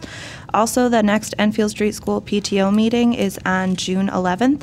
It's a PTO meeting and ice cream social, so it's a great opportunity for people to come, get involved, meet each other, familiarize with faces, and also sort of an invitation to anyone who's coming in for the kindergarten year next year who might be considering joining the Enfield Street School PTO. This is a great opportunity to sort of say hello and see if it's something that you'd be interested in as well. So hopefully we'll see you there. Thank you, Mr. Poe. Mr. Rutledge? Thank you, Mr. Chairman. A few points. First of all, with Memorial Day weekend coming up, I'd just like to wish everybody a enjoyable long weekend, and at the same time ask that we all take a moment to reflect on the holiday in that we honor those who have paid the ultimate sacrifice to protect our great nation. Also, with warmer weather finally being here, I know today was a little bit of an aberration, but we're going to start seeing a lot more people, especially kids, walking, jogging, out on their bikes, et cetera, et cetera. So I'd just like everybody to try and be a little bit safer on the roads, be mindful of those who are sharing the road with you, and also to parents to remind your children about, bike safety and not just, going out into traffic. I remember my grandmother always used to say an ounce of prevention is worth a pound of cure, and, I'd rather our kids learn this than us having to deal with some, horrible accident that happened on the roadways that could have very easily been prevented. I'd also like to thank the alumni who volunteered at the high school today for Career Day. About 30 or so people showed up, and they should be commended for taking the time to talk with our students and giving them valuable information on their future career choices. I was not an alumni, so I was not there, but if I were to give any advice there, I would remind our students that not everything always goes as planned. Coming out of high school, I thought I'd be going into medicine or scientific research. That didn't happen. I'm in a very different position right now, but one that I enjoy doing. So whatever path you're choosing coming out of high school, I guess I would just implore our students to always have a backup plan, as it'll probably make things a lot easier for you in the long run. And in somewhat of a similar vein, I'd also like to thank Principal Clark at Enfield High School. I've been in touch with her a lot recently, and she's set up a meeting with me at the High School Career Center to learn a little bit more about opportunities that are there.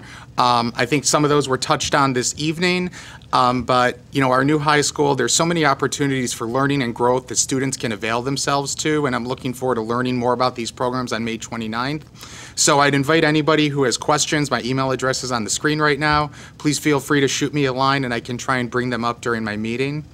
Also relating to some items regarding curriculum at the high school, I know there's been there a couple meetings ago, we had some people talk about the science curriculum and the honors path. And, I hope the parents involved there have had their questions answered. I thank you, Mr. Drezek, for responding to, my question on that and enlightening me about ways that parents can help their kids opt out of courses. And, I can definitely understand the point about honors physics. Physics requires certain mathematical concepts that you have to master before you can really be successful in that. Though I would like to say that for anybody who wants to go into the sciences, including medicine, physics is not a subject you want to shy away from. It can at times be a little bit dry, but it's also the subject that, for all intents and purposes, explains everything.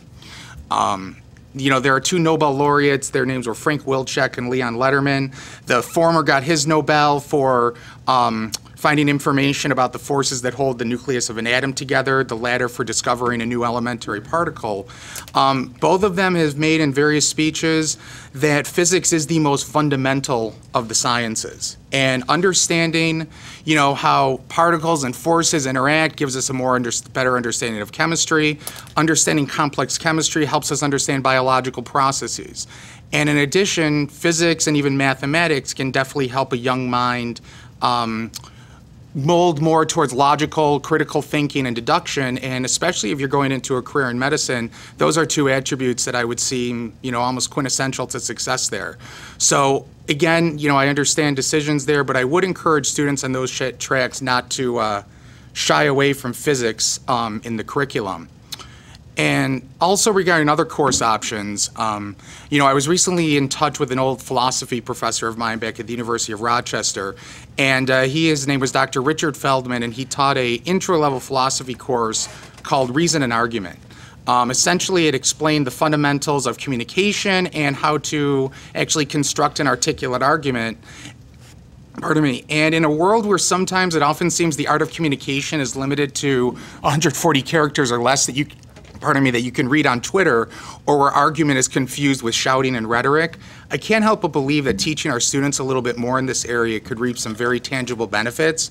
So from this gentleman, I've obtained a syllabus, and I'm working on some folks with a presentation. So through the chair to the curriculum committee, I would like permission to be added to an upcoming agenda where I can present some of this information for possible consideration of an elective somewhere down the line. Also echoing some of the comments for Mr. Renier and Ms. DePoe, I also would like to thank the Town Council for approving our budget increase. And Mr. Drezek, you and your team came up with a very reasonable budget with minimal increases in expenditures. And I know this modest increase will only go to further the quality of education that we can provide our children. And, I think we can all recognize this wouldn't have been possible without the help of our local legislators in Hartford. I think we can all remember last year when Governor Malloy wanted to try and cut our budget by like $28 million, which would have been disastrous to say the least. And it was with great relief I saw a bill passed this past session that would actually prevent the governor from making those kinds of reductions during the fiscal year. So to our representatives, John Kissel, Greg Stokes, Carol Hall, I just want to really, send a heartfelt thank you for co-sponsoring legislation like that and helping to make sure and fight to make sure our schools get every penny they deserve. And finally, speaking also of Representative Carol Hall, Carol Hall is on a school security committee, and I want to thank her for the work she's doing there. I know I spoke with Representative Hall earlier today, and I know they had a very busy day reviewing all the bills relating to security in these schools. Touching a little bit on Mrs. DePoe's invocation, I think that's a topic that's very near and dear to all of our hearts. And, this committee that I mentioned, it's composed of legislators, representatives from the police, other security professionals, educational professionals, and they're really all working to help make sure our schools are secure and safe, looking at school hardening issues, mental health issues, and a whole lot more. So I definitely want to thank Carol for her work there. And through the chair to the superintendent, I was hoping we might be able to invite Representative Hall to an upcoming meeting where she can further discuss some of the items being talked about in this committee and how they might benefit Enfield schools. Thank you very much. Thank you, Mr. Rutledge. Ms. Riley? Well, I wanted to say that First Readers' next ceremony is Monday, June 4th at 6 p.m. at the Enfield High Auditorium, and I am absolutely ecstatic to say that 250 children were certified for this ceremony, so we're expecting a large turnout. P.S. We're also looking for more volunteers, especially for the ceremonies. So if you're interested, please feel free to check out the First Readers Facebook page for more information. And congratulations to all the new First Readers. You should be very, very proud of yourselves. I also wanted to thank the Town Council for approving our budget, and to Andy and Chris for working so long and diligently to come up with a reasonable number. I wanted to give a shout out to the Henry Barnard first grade teachers. I went on the field trip with them today with my son. They did an awesome job. They wrangled the kids all day, and I'm exhausted. So I can imagine how it must be a teacher in first grade to be exhausted every single day. So kudos to you guys. We went to the Children's Museum in West Hartford. It was a phenomenal place to go. I recommend it. I'm going to go back this summer with my kids because we did not get to walk through the whale, so they want to do that. I also wanted to say tomorrow at 6 p.m. is the PTO meeting at Henry Barnard. They're going to be filling board positions, so if you're interested, please stop by. Any future kindergarten parents are welcome to come too. Their special persons dance this weekend. I did not get to attend, but I heard it was a success, and I saw the pictures on the Facebook page, and looks like everybody had a great time. I wanted to thank the Enfield Police Department and the superintendent for working together. Their great job on Friday for keeping our kids safe on the way home from school with all the police activity that was going on.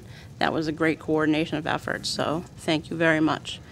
And also to Guy for getting all of our robocalls and emails out the whole year in such a timely manner. That's a big job, so thank you very much for that. And then I just wanted to take a moment to express my personal sadness and concern over all of the school shootings.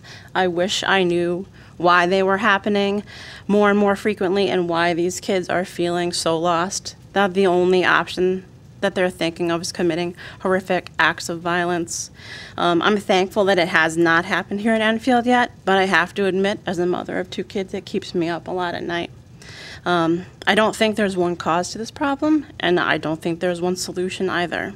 I hope that us as a board and a council, we can keep an open dialogue with each other and with the police and the superintendent to help keep our kids and families safe and to hopefully never have to go through anything like this. I know we do mental health first aid training for staff. The police, fire, and EMS and safety people, they work together wonderfully to be prepared for these type of things. So maybe we keep these things going. Maybe we offer a new curriculum in our schools centered on peers for mental health first aid. Maybe we all just chill out with social media and keyboard bashing for a bit and realize that on the other side of that screen is someone who's reading those words and is a real person with real feelings just like you and me. And just stop. Take the time to really reach out and sit and talk with our friends and family and listen. Spread some positivity. Say hi to someone who looks sad. Let's keep moving on the hashtag What's Your 15. Maybe we ask for increased police patrol or presence at the schools or revisit armed guards or some sort of other deterrent. I don't know the answer, but I do know that I'm ready and willing, as I'm sure most of us up here are, to work with whoever to keep kids safe. It's just been bothering me, and I wanted to just keep trying to be proactive and get ideas out there to remain vigilant for our kids. So that's all I had. Thanks. Have a good Memorial Day weekend. Thank you, Ms. Riley. Ms. LeBlanc.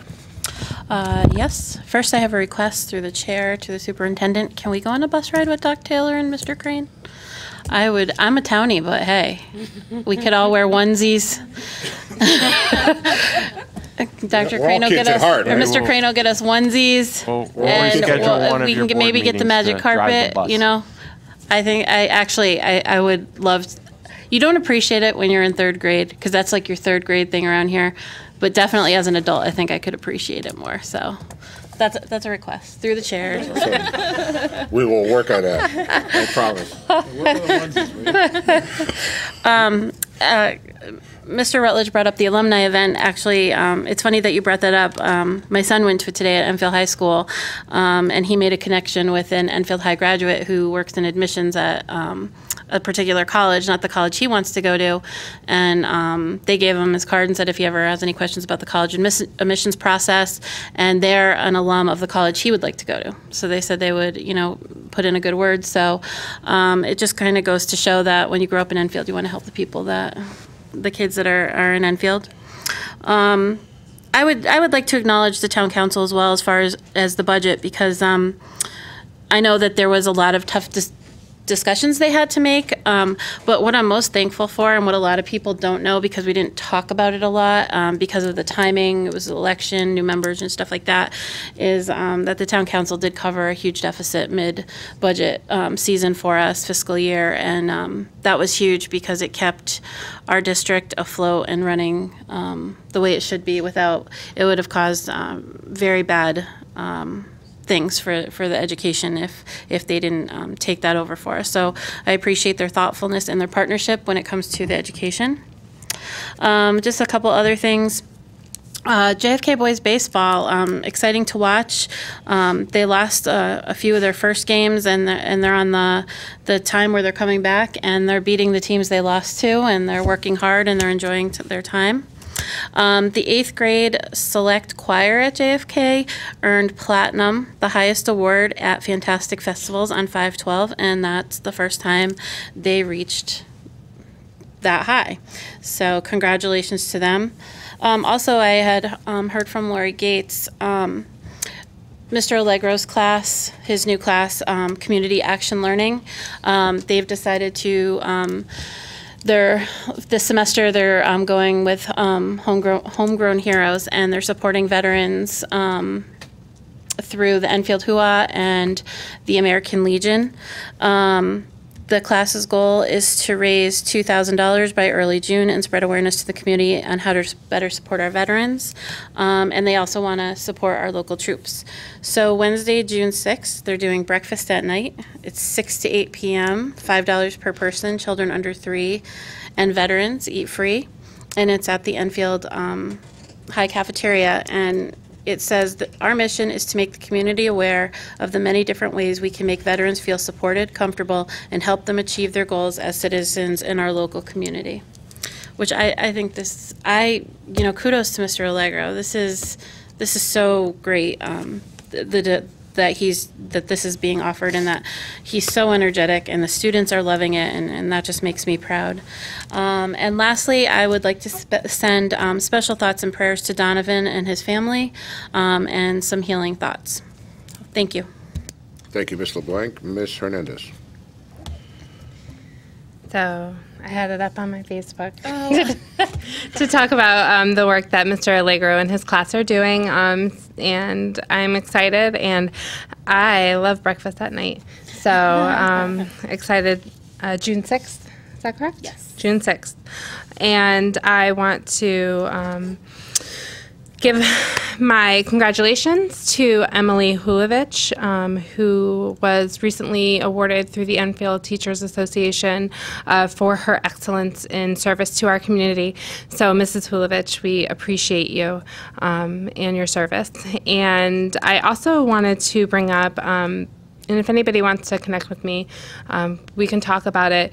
As so many of our high school students and even junior high students prepare for college and they start having these thoughts, there are programs out there that I don't think a lot of people are aware of. They're referred to as 3-2 programs, where you can earn your master's degree essentially in 5 years. And with the presentation that Mr. Day gave with how many credits that you can actually earn in high school, that can be transferred over. I think it's important that we talk more about those types of programs, because I actually went through a 3-2 program. And because what that means is that essentially it was 3 years of undergraduate and 2 years in my graduate.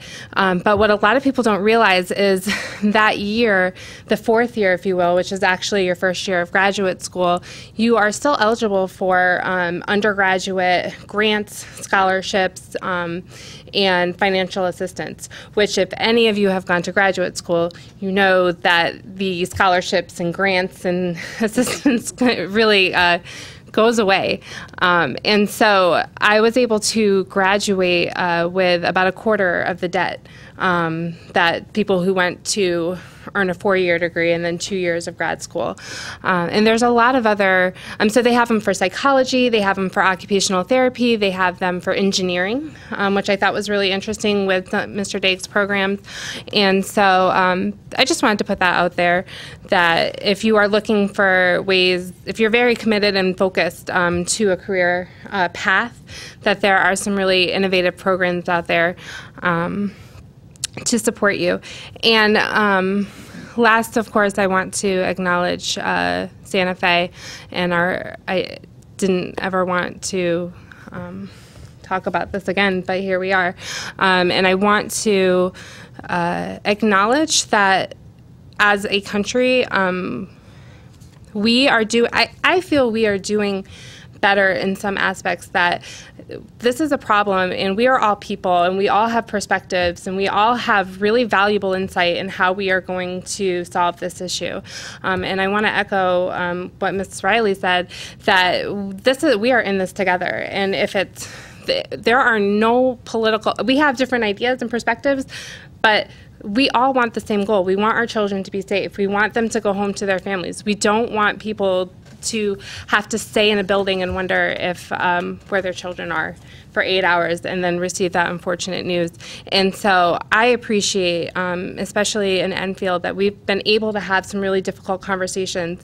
And even though we may not agree, we are people, and our perspectives are valuable. And I appreciate the conversations that we've been able to have, even as a board. And I think I really I appreciate, Mr. Rutledge bringing up some ideas for curriculum, because we need to be able to have those critical conversations. And I appreciate that we at Enfield make space for those. So never again. Never again. Thank you, Ms. Hernandez. Mr. Neville. Two things. One, I'd just like to thank Scott and the Donovan's parents and this community for the outpouring of support for one of our community members. One of the things in my decades of being a resident of Enfield, I've noticed just incredible caring that goes through this community whenever something like this happens. They rally around, and it's such a positive thing. And I don't know whether every community is like that, but this one seems to be. And secondly, in that same vein, that we're all wearing pink today. We're supporting it. And, 7 years in this board, I think one other time, maybe two other times that in the last 7 years something like this has happened, I think it's important. And one of the things I like about this board is that wasn't even a question. Okay? You got the shirts, you orchestrated it. That's important. And it says to me, it says a great deal about the group that we're working with here. It's not partisan. It's just, I think it's community-centered, and we're here all for the right reasons. Secondly, it goes to a conversation I had today with my wife, not always a favorite person when it comes to the work I do on the school board for the last 7 years. Oh, she's coming around this year. I couldn't do it without her support, so Susan, thank you very, very much. But she said, this has been a quiet budget year. She said, usually, you're pulling the last of your hair out going through this process. And she said, why is that happening? And I said, well, really, the first thing is thanking Chris and Andy for coming up with a different approach to the budget. We recognize what's going on in this community. We recognize the need. We know what's going on. So you came down with a minimal budget that saved our biggest asset to our children's success, the Teacher Corps, who has been incredibly supportive of us. And you came out with an honest and I think careful budget presentation and with minimal needs. We could all come up with zillions of dollars of needs that we would want for our kids, but I think you came up with a good approach. The second thing has to do with something that we all started the last couple of years, and that's creating a level of trust between us and our council colleagues, not Democrats and Republicans, but our colleagues there. And by meeting with them more, I think there's a better understanding among all of our colleagues on the council, and there's a level of trust that, to the point where, as Tina pointed out, they picked up the tab so that we didn't lose teachers during the fall semester. We couldn't have handled it. This would have been a different school district right now if they hadn't done that. And so to come to us at this point and have the largesse from the state, to allow us to get that budget and a few $100,000 more is just incredible. So I want to reach out to thank you guys, and I want to reach out to thank the council for working with us towards a common goal, and that's what we need to do in all the things we do with this board. That's it. Thank you, Mr. Neville. Mr. Ryder. Thank you. So thank you again to everybody in the Eli Whitney and Hazardville community for supporting the Donovan Strong efforts, and thank you to the board for wearing our shirts. I've already emailed a picture we took before the meeting started to his family. So thank you again for that. Also at Eli Whitney, congratulations to our 15 Eli Whitney Girls on the Run girls who ran their celebratory 5K in the rain Saturday morning in Bloomfield. I was one of their running buddies. The girls did a great job, and I hope to work with the district and maybe with the PTOs at Prudence Crandall and at Parkman to expand that program to the other 3-5 schools. So if that's something that you're interested in, if you've heard about the coaches and the program Girls on the Run that is currently happening at Eli Whitney, and you are going to be a 3rd, 4th, or 5th grader at Parkman or at Prudence Crandall next school year, or you're on the PTO, or you're just a parent that goes there, you can reach out to me. You can email me, and I can put you in touch with the Girls on the Run folks here in Enfield. So great job, girls. 3rd, the Getting Ready for Kindergarten event, as we've already spoken to, at Henry Barnard. June 5th. I'm a big advocate for all the K-2 schools, so to any parents out there, please make it a point to be there. And good luck with your kindergartners in the fall who are joining us for the first time. Finally, just on a family note, I just wanted to say a final good night to our beloved Obi, our beagle of 11 and a half years. We had to put her down today at lunchtime, my wife and I, so I just wanted to say good night to Obi. So thank you. Thank you, and sorry for your loss, because I went through that last month, so I feel your pain. So the 9 of you pretty much, or the 8 of you, I always say 9, the 8 of you pretty much said everything I was going to say. Again. Because we work so great together, and I'm glad to be the middleman in all this operation. But to echo Ms. Riley's point here, volunteers. We need people to volunteer. Whatever you can do on any different committee, first readers or PTOs, or there's so much out there that people could, if you could just step up, and only a little bit of your time, if you could just step up and volunteer your time and volunteer your services and whatever you're good at and just help out, it would be so much appreciated. Being the 3rd year on this board and going to meetings, and I just, like first readers, there's less and less people going to these meetings, and PTOs, and whatever we could do to just extend the volunteerism. I know everybody's got a lot to do with their kids and schedules and soccer and sports and dance and all that, but whatever you think you can help out at any organization, and I'm not pointing at one, everyone's looking for volunteers, even churches and everybody. It's all over that. It's whatever you can do to help would be greatly appreciated to all of us. And just looking at the teams that came in front of us with all their hard work, and they do that all on their spare time. So that's all I have to say. So we can go on with number 10, unfinished business. The policy revision approval of 2000 series, second reading. Mr. Renier. Thank you, Mr. Chair. Last meeting, we had done the first reading for the 2000 series for the policy. That is on the agenda this evening for the second and final reading. So do I have a motion? So moved by Mr. Neville, seconded by Mr. Poe. Any other discussion? Could we have roll call, please? Mrs. DePoe? Yes. Mr. Rutledge? Yes. Mrs. Riley? Yes. Mrs. LeBlanc? Yes. Mrs. Hernandez? Yes. Mr. Neville? Yes. Mr. Ryder? Yes. Mr. Renier? Yes. Chairman Krzel? Yes, and Motion thank you to the passes. policy committee. I know that's a great undertaking, and we'll move on to 3000.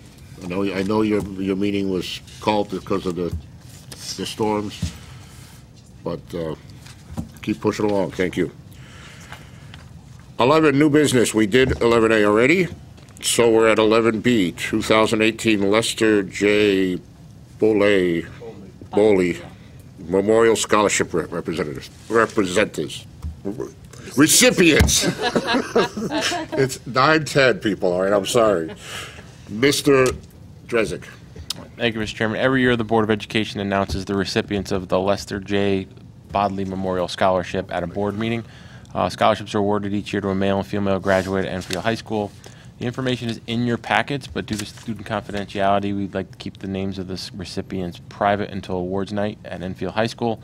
So therefore, if the board would like to entertain action to award the 2018 Lester J. Bodley's Memorial Scholarships for student A and B, that would be appropriate. As So do I have a motion for student A and B? So moved by Mr. Rutledge, seconded by Ms. LeBlanc. Any discussion? Roll call, please. Mrs. DePoe? Yes. Mr. Rutledge? Yes. Mrs. Riley? Yes. Mrs. LeBlanc? Yes. Mrs. Hernandez? Yes.